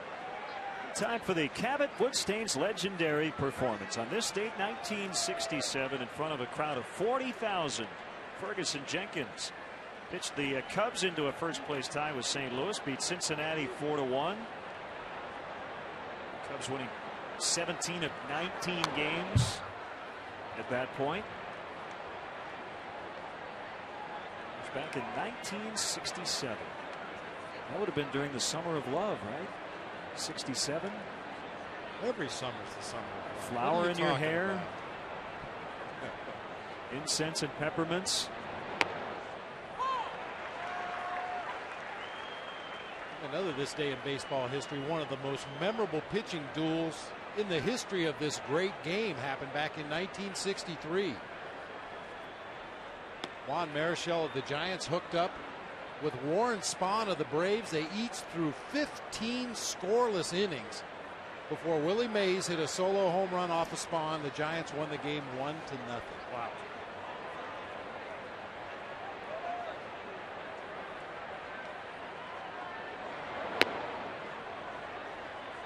Two and two to Cameron.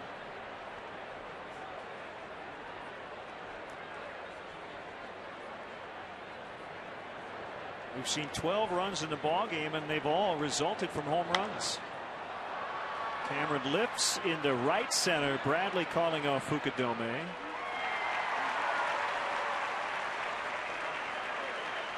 2 away. And that brings up Corey Hart.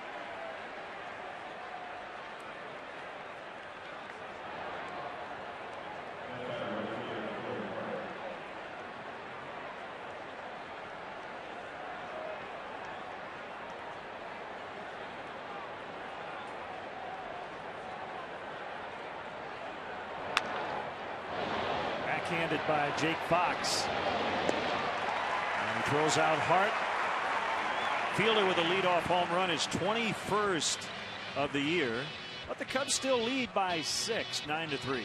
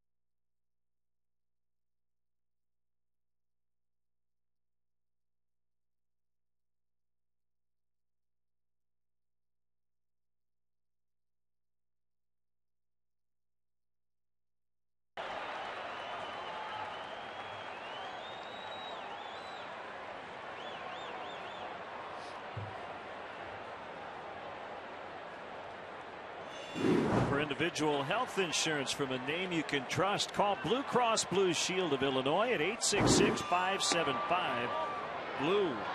Sam Folt trying to continue his stellar night. A walk, a double, an infield hit, and 2 runs. Facing Chris Smith, who's working in relief of Seth McClung, who got clobbered tonight. 3 homers, 7 runs in just 3 1/3.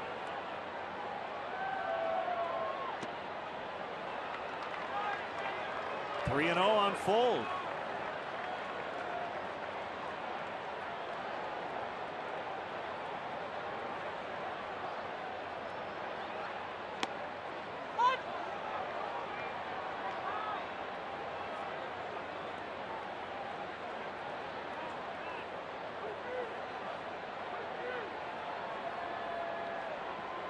The pitch.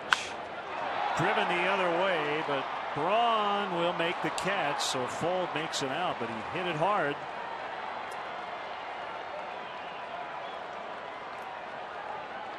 Award-winning musical entertainment invades Wrigley Field this summer. Billy Joel and Elton John perform their face-to-face tour on Thursday, July 16th and Tuesday, July 21st.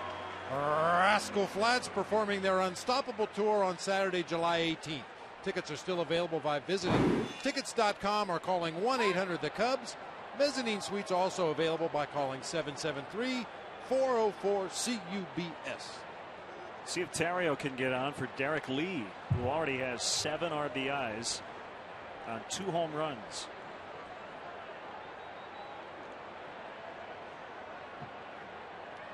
Derek has never hit 3 homers in a single game. And he'll bat with Tario aboard. Ryan on for the 3rd time. Sets it up for that 2-run homer. Next batter, first baseman Derek Lee. PA announcer Paul Friedman.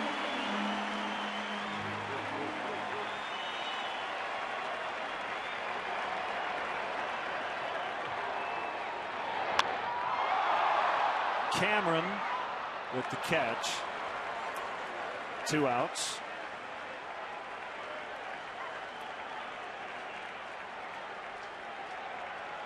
Time for the Coors Light freeze can. As Derek was bidding for that grand slam. This one he fouled off. Had a good rip at it. The next one he didn't miss.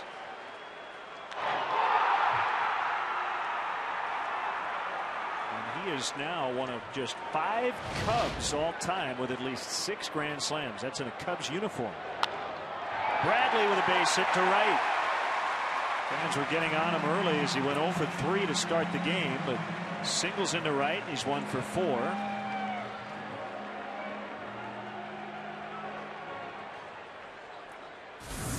Top spin line drive into right field for Milton Bradley. He won a spinning slider right in the middle of the plate. Didn't really do too much. Got that front foot down in good shape and smoked that ball into right field. It's interesting, a little baffling that Milton got so messed up with his swing from the left side, because I think he takes more practice swings than any hitter I've been around. I mean, in batting practice, when he's not in the cage, he's swinging from both sides. He swings from both sides a lot in the on deck circle, but for whatever reason, from the left side, mechanically, he's had to make some adjustments.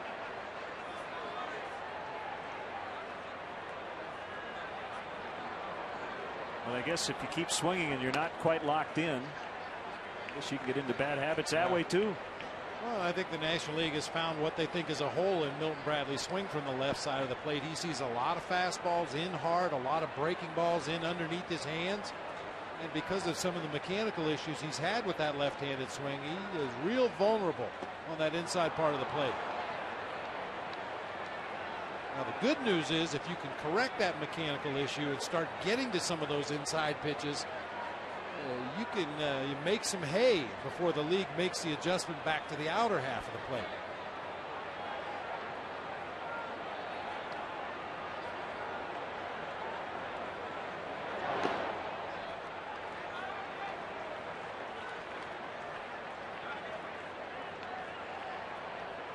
The wind has died completely at the moment. Extremely calm conditions on this mild early July evening. Balls have been flying out of this ballpark all night.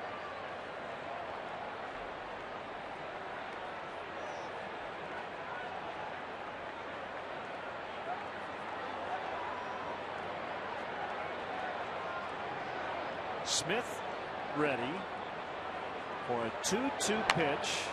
High bouncer. Counsell, a short flip over to Hardy, and that's the inning. 2 hits, no runs. We'll head to the 7th. All Cubs tonight, 9-3.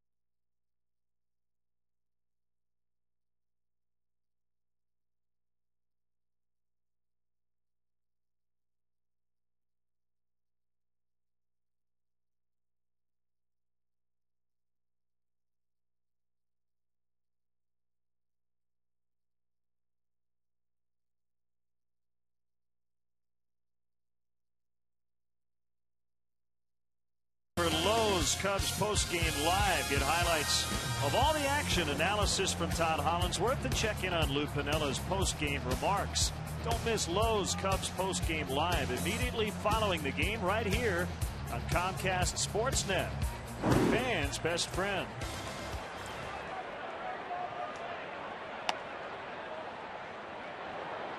It'll be Kendall, then Jody Garrett, a pinch hitter for Smith.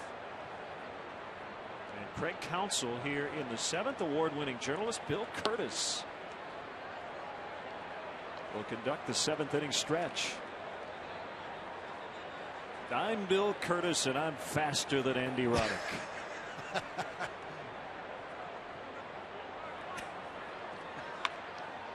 Oh. Kick save and a beauty by Dempster. And he throws him out.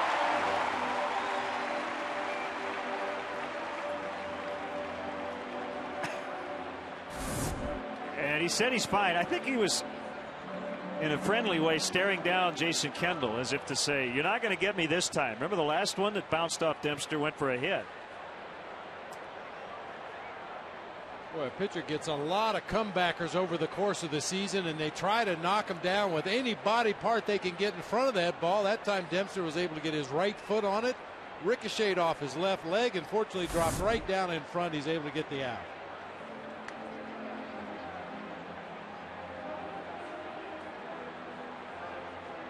I've talked about this before. If Ryan Dempster has a sense of humor, and we know he does, he ought to wind up and throw this ball up here in the press box and then say he's okay. Former Cub and a former teammate of mine with the Giants, Mike Krukow, did that one time against the St. Louis Cardinals as Jose Oquendo was standing in the on-deck circle. He wound up and threw the ball about halfway up the backstop and told the home plate umpire, I'm ready to go. And Oquendo looked at the umpire and said, aren't you going to give him another one? He said, no, we're ready to play. Former Cub Jody Garrett. He was acquired for Tony Gwynn on May 21st from the San Diego Padres.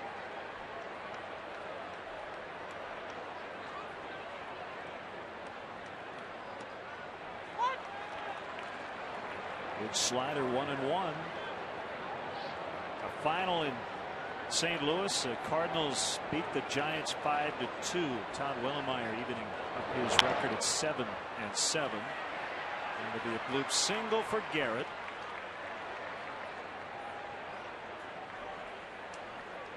Hoodoo, unraveling the 100-year mystery of the Chicago Cubs, is available at Chicagoland Walgreens stores, online at harrycaries.com, or wherever books are sold. Ryan Sandberg calls the book a must-read for all Cubs fans. Check it out at harrycaries.com.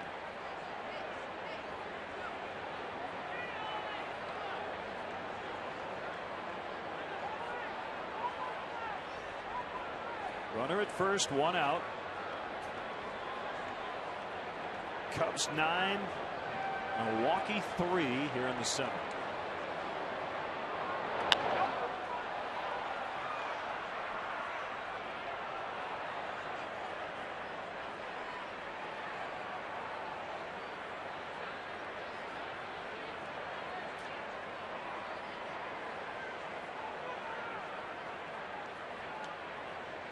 Even with a win tonight, Cubs will still be in 4th place because 2nd and 3rd place teams are winners. Fontenot knocks it down, and he's not going to get anybody. He was thinking about 2nd, then decided I'm going to go to 1st and dropped it twice. That'll be an error on Mike. Well, the first drop could be excused. Players are going to make some physical errors out there on the field. It took kind of a big hop, but right here, just a little lackadaisical. Pick it up with your bare hand, not the glove hand. And that was the bad hop right there that eliminated the chance for the double play, but still had plenty of time to get Counsell at first base if he scoops with the bare hand and throws on to D-Lee. Swing and a miss on a slider by J.J. Hardy, who is 0 for 3. Heilman, the righty, on the left. Marshall, the lefty, on the right.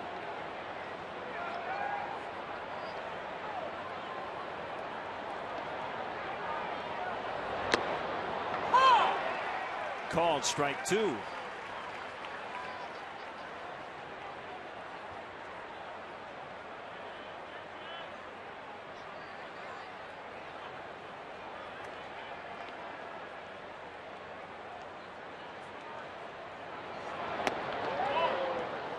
sinker inside.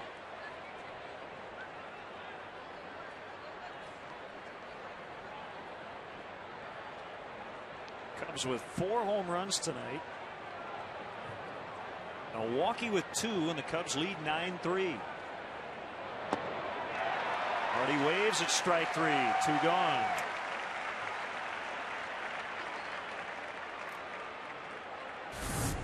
But Dempster set that up with those hard sinkers inside earlier in the sequence, kind of tying up J.J. Hardy, and then comes right back on the outer half with a breaking ball going the other direction. Got the feeble swing and a miss. So Dempster has tied his season high with 9 strikeouts.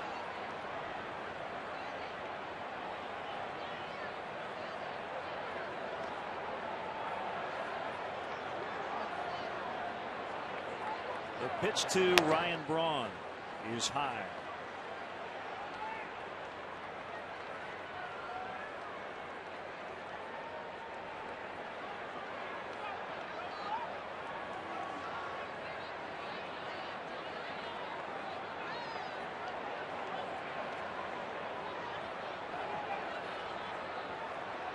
Kick in the 1-0. Now 2-0. And Bob, you know what Ryan Braun is thinking. If you do the math, he's thinking, if I can get one in my happy zone, we're back in it.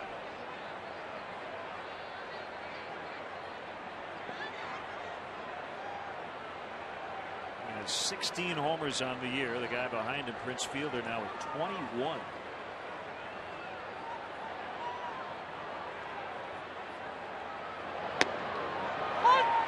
Dempster went with a slider, not a fastball. And it's 2-1. Well, they've been a great duo. They have combined, Braun and Fielder, for 132 RBIs. Most of any duo in Major League Baseball. By far.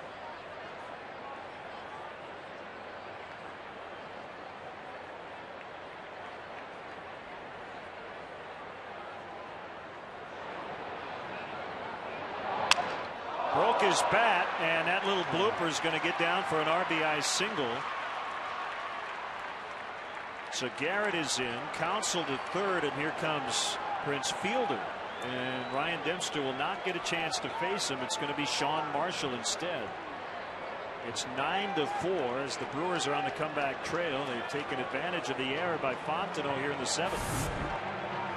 The Cubs have had good success against Ryan Braun when they work up in the strike zone with fastballs, and you can't blame Ryan Dempster for that. When he made a good pitch up, just shattered the bat in the hands of Ryan Braun, but he muscled it out in center field for an RBI hit.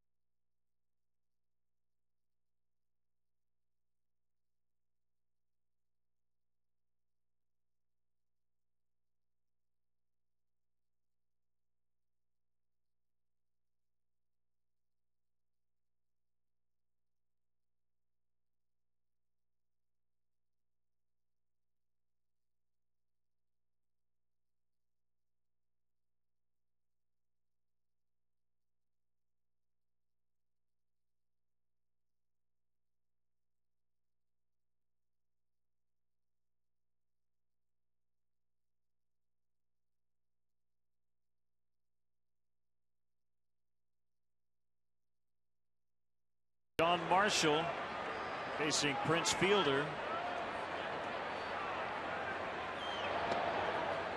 Breaking ball low and outside. Sean Marshall's had the better of it in their past confrontations. Prince Fielder 2 for 11. That's a 182 batting average with 3 strikeouts against Sean Marshall. Nobody has been better in baseball in terms of stranding inherited runners than Sean Marshall, and he inherits 2 here.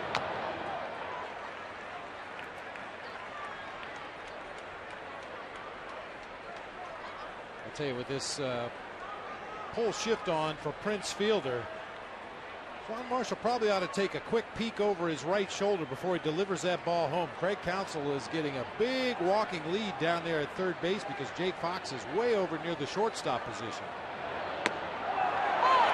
Curveball, strike 1 and 2. That'd be a pretty bold move to try to steal home, down by 5 with Prince Fielder at the plate. But there goes Counsell. He is way down that line. He's almost halfway between third and home. Struck him out swinging. Time for the stretch with Bill Curtis. For taking me out to the ball game is award-winning journalist Bill Curtis.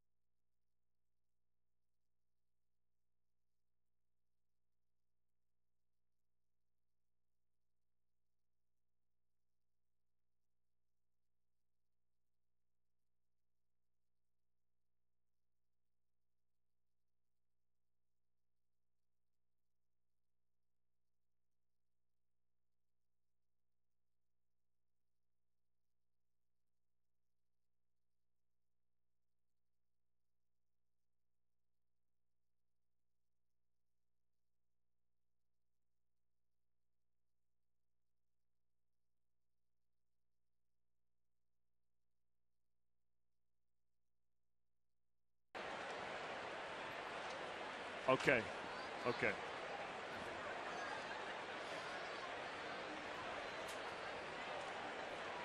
Got it.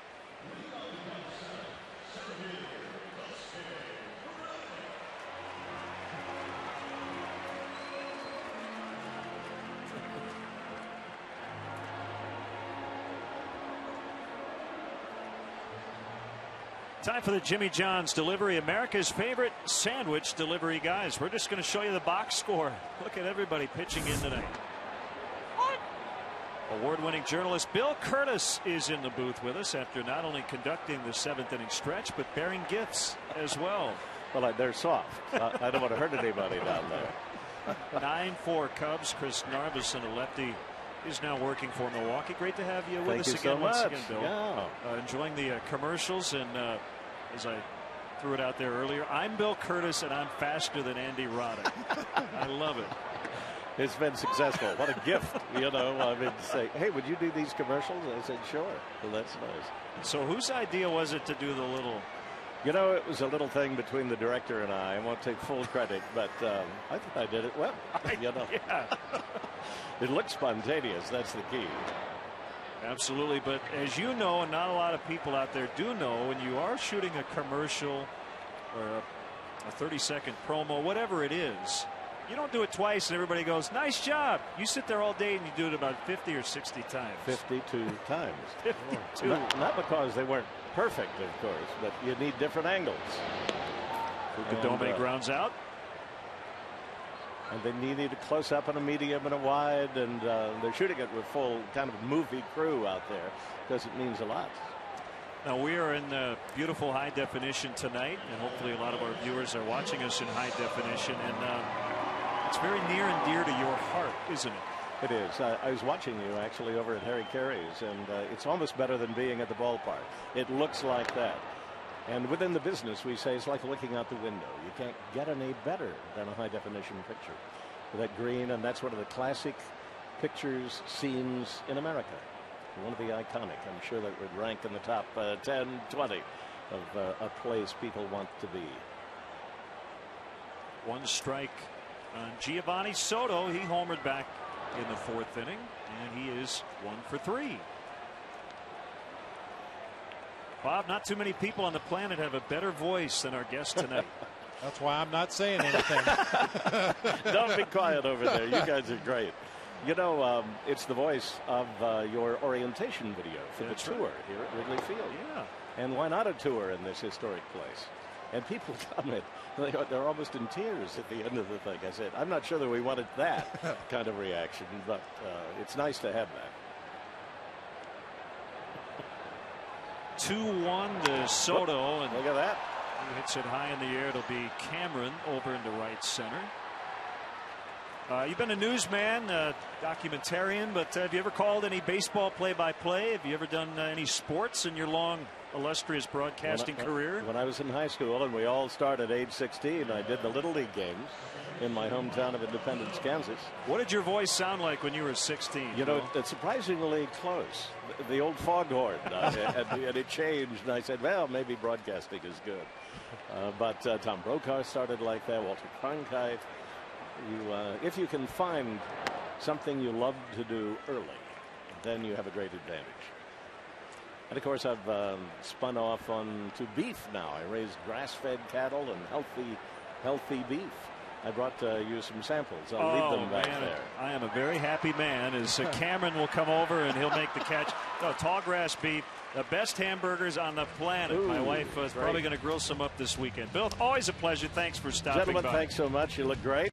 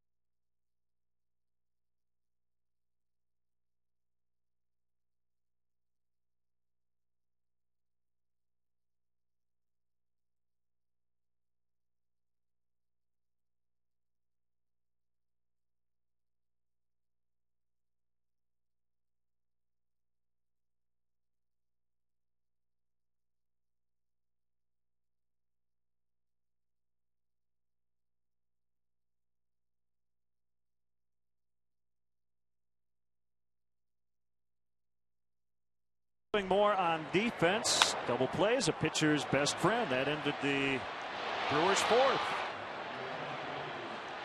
4-6-3.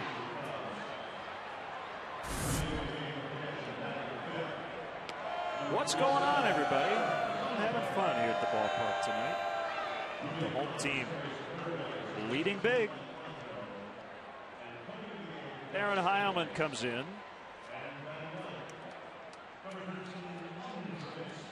Fontenot goes from second to third. Andres Blanco to second. So Blanco into the 9 spot. And Heilman in the Jake Fox's position in the batting order.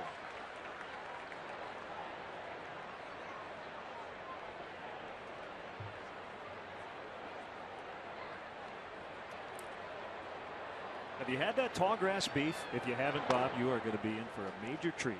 I have a Great feeling stuff. I'm going to have some little tonight.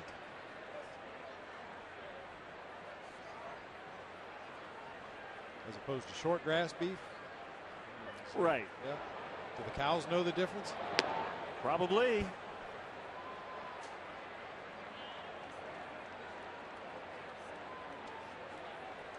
Love that man's voice. Oh, I'm telling you. I mean, not that he needed any help. He sang the "Take Me Out to the Ball Game" as good as anybody we've had here in the booth. But he brought all those stuffed bears up here. They were autographed, throwing them out into the crowd. You want to talk about winning over some fans? But little did he know the death penalty was still on the table. More when we come back. The best.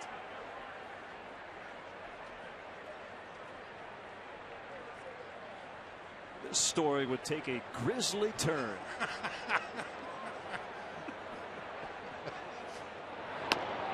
Called strike 3. Took a good turn for Aaron Heilman.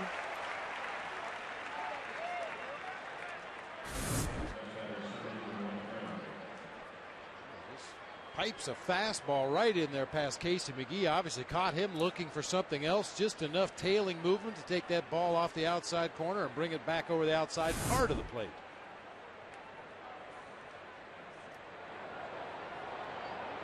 Cameron's 2 for 3 and a 2-run homer back in the second. 9-4 Cubs were in the 8th.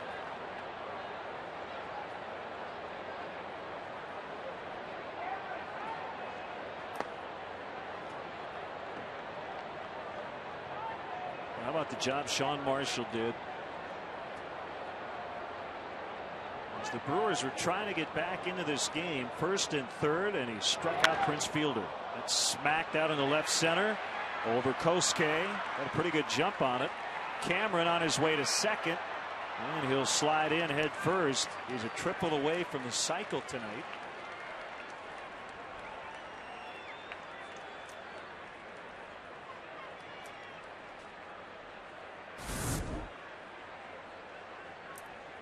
Ball missed about a foot. You could see Giovanni Soto just sitting there with his arm extended out to the left. He was way out there on the outside corner. That ball came down the middle of the plate. Good hustle play once again by Fukudome to make it close at second base. That was about as routine a double as there is for Mike Cameron, but Kosuke doesn't concede anything.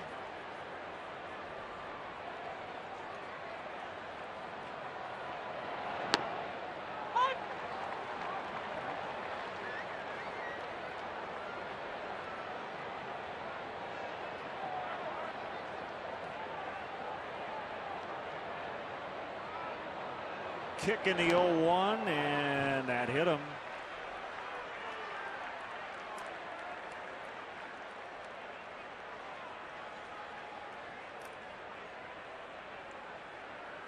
They'll bring up Kendall with 2 on. As Larry will get on the phone. A fan stopped by the Captain Morgan's Club an hour before each home game for a chance to win a photo experience on Wrigley Field. One fan will be selected before each game to have their picture taken on the field with a friend. No game ticket required. Check out CaptainMorganClub.com for details and to see all the daily specials and promotions.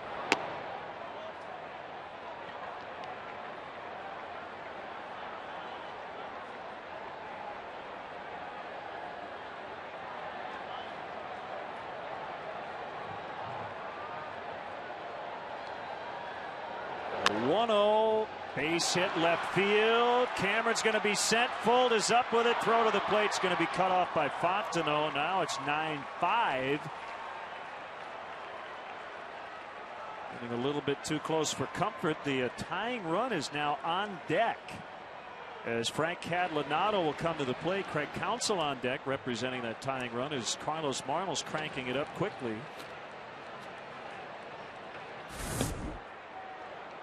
Talked about Kendall earlier, just a contact hitter with that quick swing, chokes up on the bat. Thought we might see another runner gunned down at home plate by Sam Poe, but the ball cut off by Fontenot at third base, and rightfully so. don't want to allow both those runners to move into scoring position, and Cameron was going to score anyway.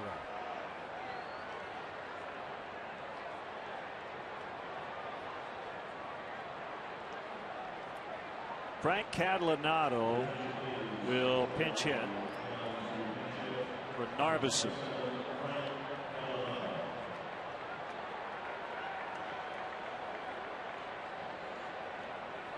He signed a minor league deal on May 12th after being released by Texas a little over a month earlier. His contract purchased by Milwaukee on the 25th of May. Played for Team Italy in the WBC in 06 and again this past spring. He pops it up. Infield fly rule in effect as Fontenot makes a catch.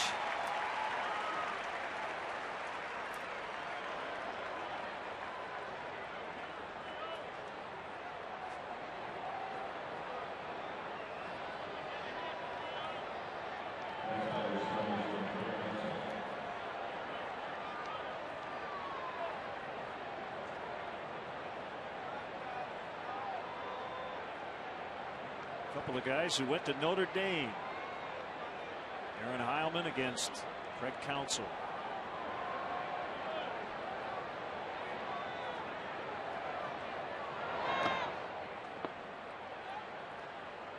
Ball one to Counsell. At one time he was a switch hitter, but he gave it up in his second year in college.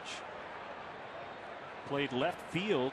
It was not an infield spot for him at Notre Dame.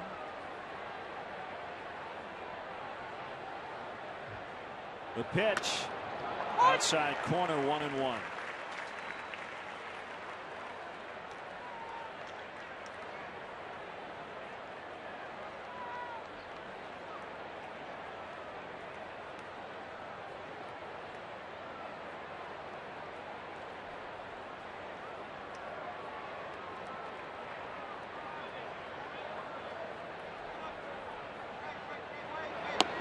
Counsell thought about a bunt. Not a terrible play for his team.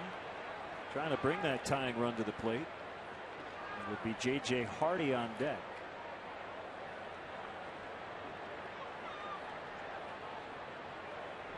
This was one of those nights you could tell, Bob, Lou didn't want to have to use Marmol and Gregg if he could get away with it, but getting to that point where Marmol's already ready and they have to come in if Heilman can't get Counsell. I think Lou would really like to take this first game of the series. It's still way too early in the season to talk about a must-win series, but certainly the Cubs could reverse their fortunes in the first half with a good showing against the Brewers, and a big key to that's winning the first game of the series.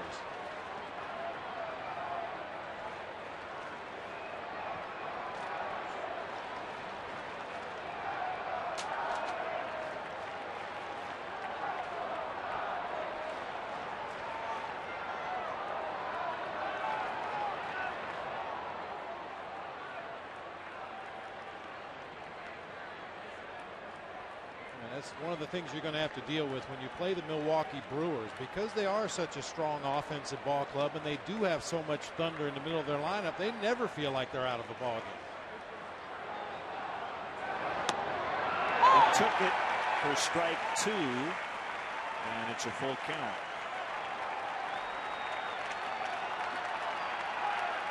$40,545. They've made a lot of noise tonight.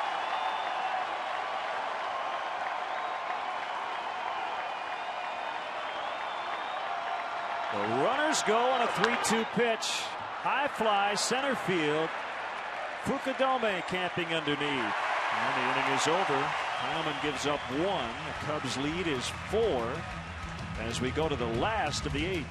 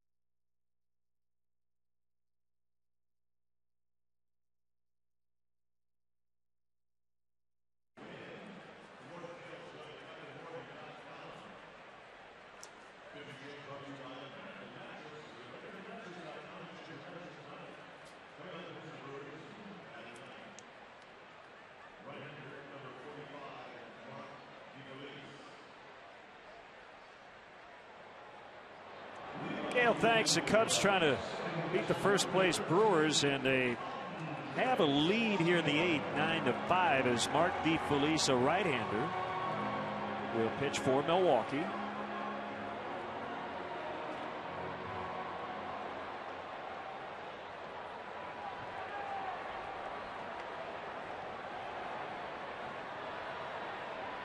Facing Andres Blanco, ball 1.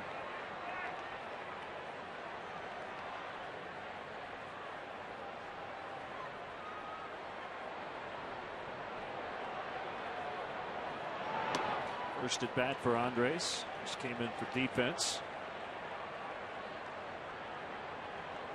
Down around the batting cage today with Von Joshua while Andres Blanco was taking his cuts in the cage, and everybody on the roster is working on something every day. For Blanco, they just want him to shorten up his swing a little bit, try to put the ball in play with more consistency, not worry so much about driving the ball into the gaps or over the fence. Hit it on the ground, take your chances, use your speed. Inside corner, 3-1. I mean, there is no question Andres Blanco can play defense at the major league level with anybody.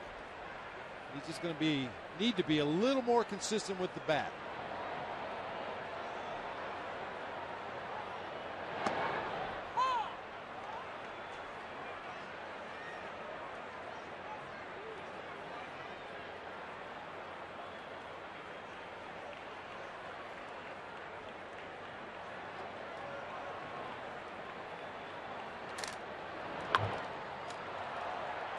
Fielder, and had plenty of room.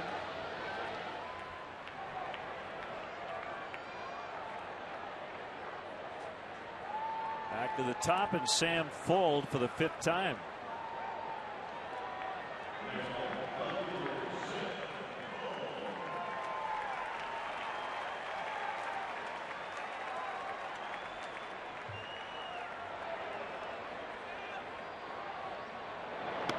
A 1 out he made. He lined to left.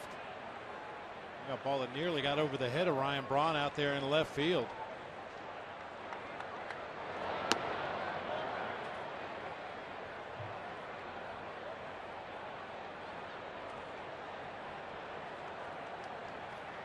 Pitching matchup tomorrow. Jeff Suppan and Carlos Zambrano, opening day starters. Going at it. We'll have it for you right here on Comcast Sportsnet. 12:30 for pregame live. First pitch at 1:20.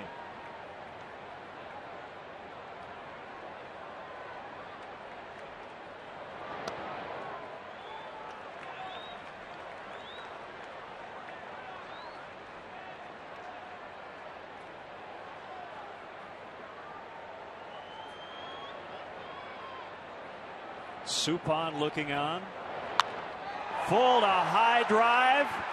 Did he get enough of it? Corey Hart on the warning track. Sam Fuld put a charge into that one. Time to bring you up to speed with the AT&T Rapid Rewind. Lee, Fox, Soto. Lee again with a grand slam. All kinds of home runs for the Cubs tonight. Derek Lee with 7 RBIs. AT&T, the nation's fastest 3G network. AT&T, your world delivered. Sam Fuld is getting ovations when he makes outs. That's when you know you're going good.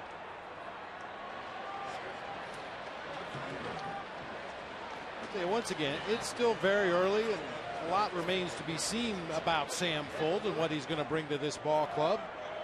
But one thing Lupinella talked about Sam Fuld was his knowledge of the strike zone and his willingness to take pitches if they're not in the strike zone, and that's unusual for a young player. Here comes the ninth. It's going to be Carlos Marmol in a non-save spot. 9-5 Cubs.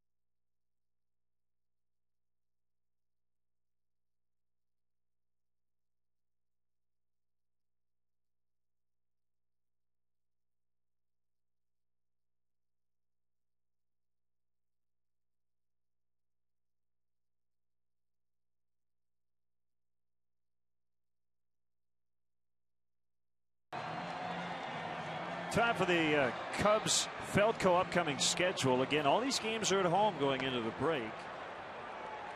Tonight, the first of an 11-game stay here at Wrigley Field. First off day in 3 weeks coming up. 1 week from tonight.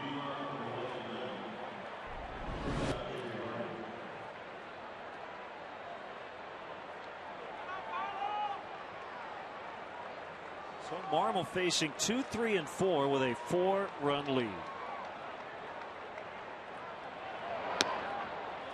Well, bad news. Neil Kotz, left-hander, who was most recently pitching at AAA Iowa after being demoted from the major leagues, has undergone Tommy John surgery on his left elbow. So obviously he is done for the season. And I'm starting to get asked when I go on radio shows, is Jim Hendry going to make a move? And if so, what sort of move would he make? Maybe a second left-hander in the bullpen. That might be something Jim is exploring.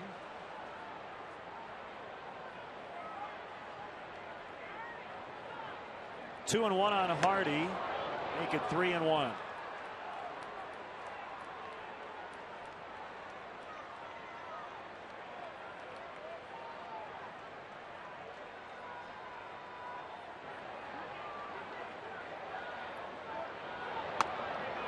Sliders strike, 3-2.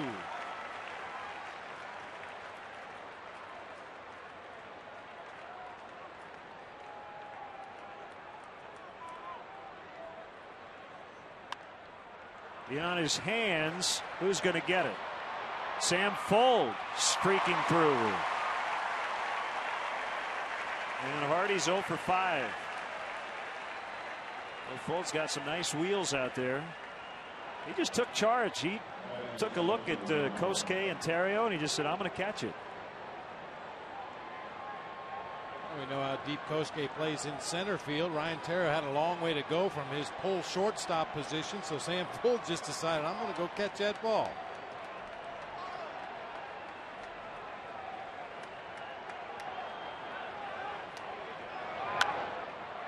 Popped up by Braun. Blanco the catch, 2 outs.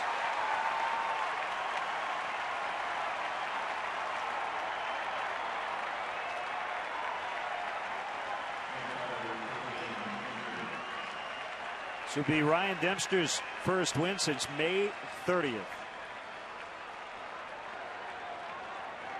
As Marmol looks to get that 27th out.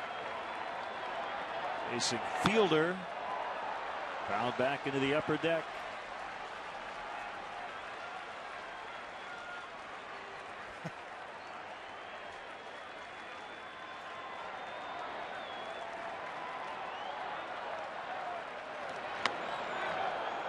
Outside on a heater.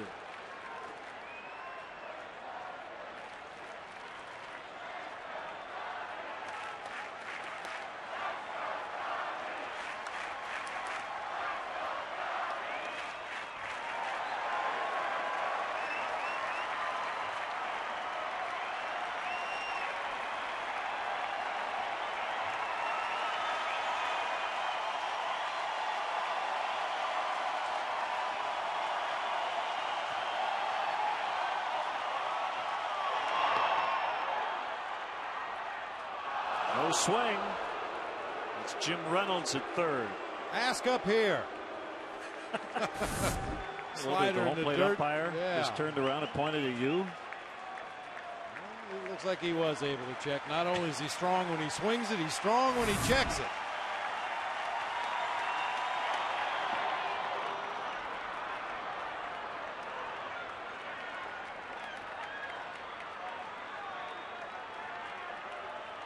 I can see Prince Fielder being one of those guys that would snap a bat on a check swing. It's happened infrequently in the history of this game. A guy starts the bat, stops it, and it just snaps in half.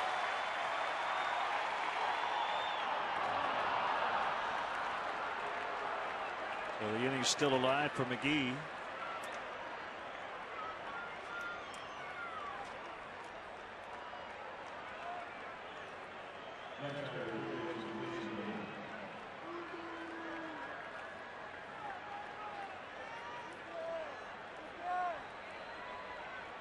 Kevin Gregg.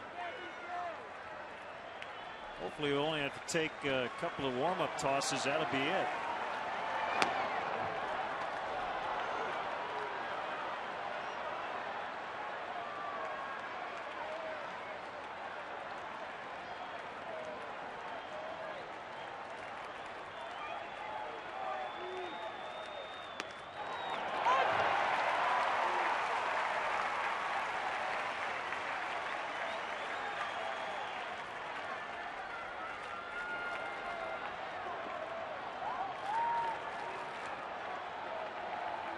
Marmol ready for a 1-1. Another slider. 1-2.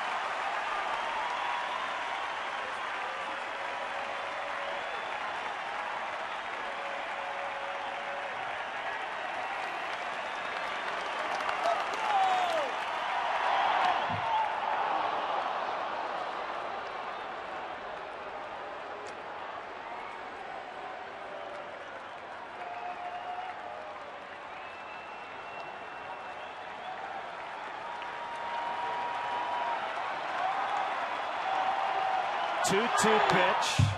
McGee staying alive. All day games the rest of the weekend. And we'll have tomorrow's game. We'll also have Sunday's series finale. Nick Burns, a righty. Ted Lilly, a lefty. Saturday, it's Braden Looper and Rich Harden.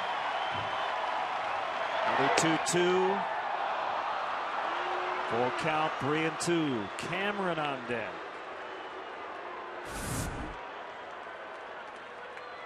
Slider must have been down. Started in the middle of the plate. Works its way toward the outside corner, but just below the knees. Fielder runs. Called strike 3. Cubs win. They take game 1 9-5. They're back to 500. And now just 2.5 out in the division.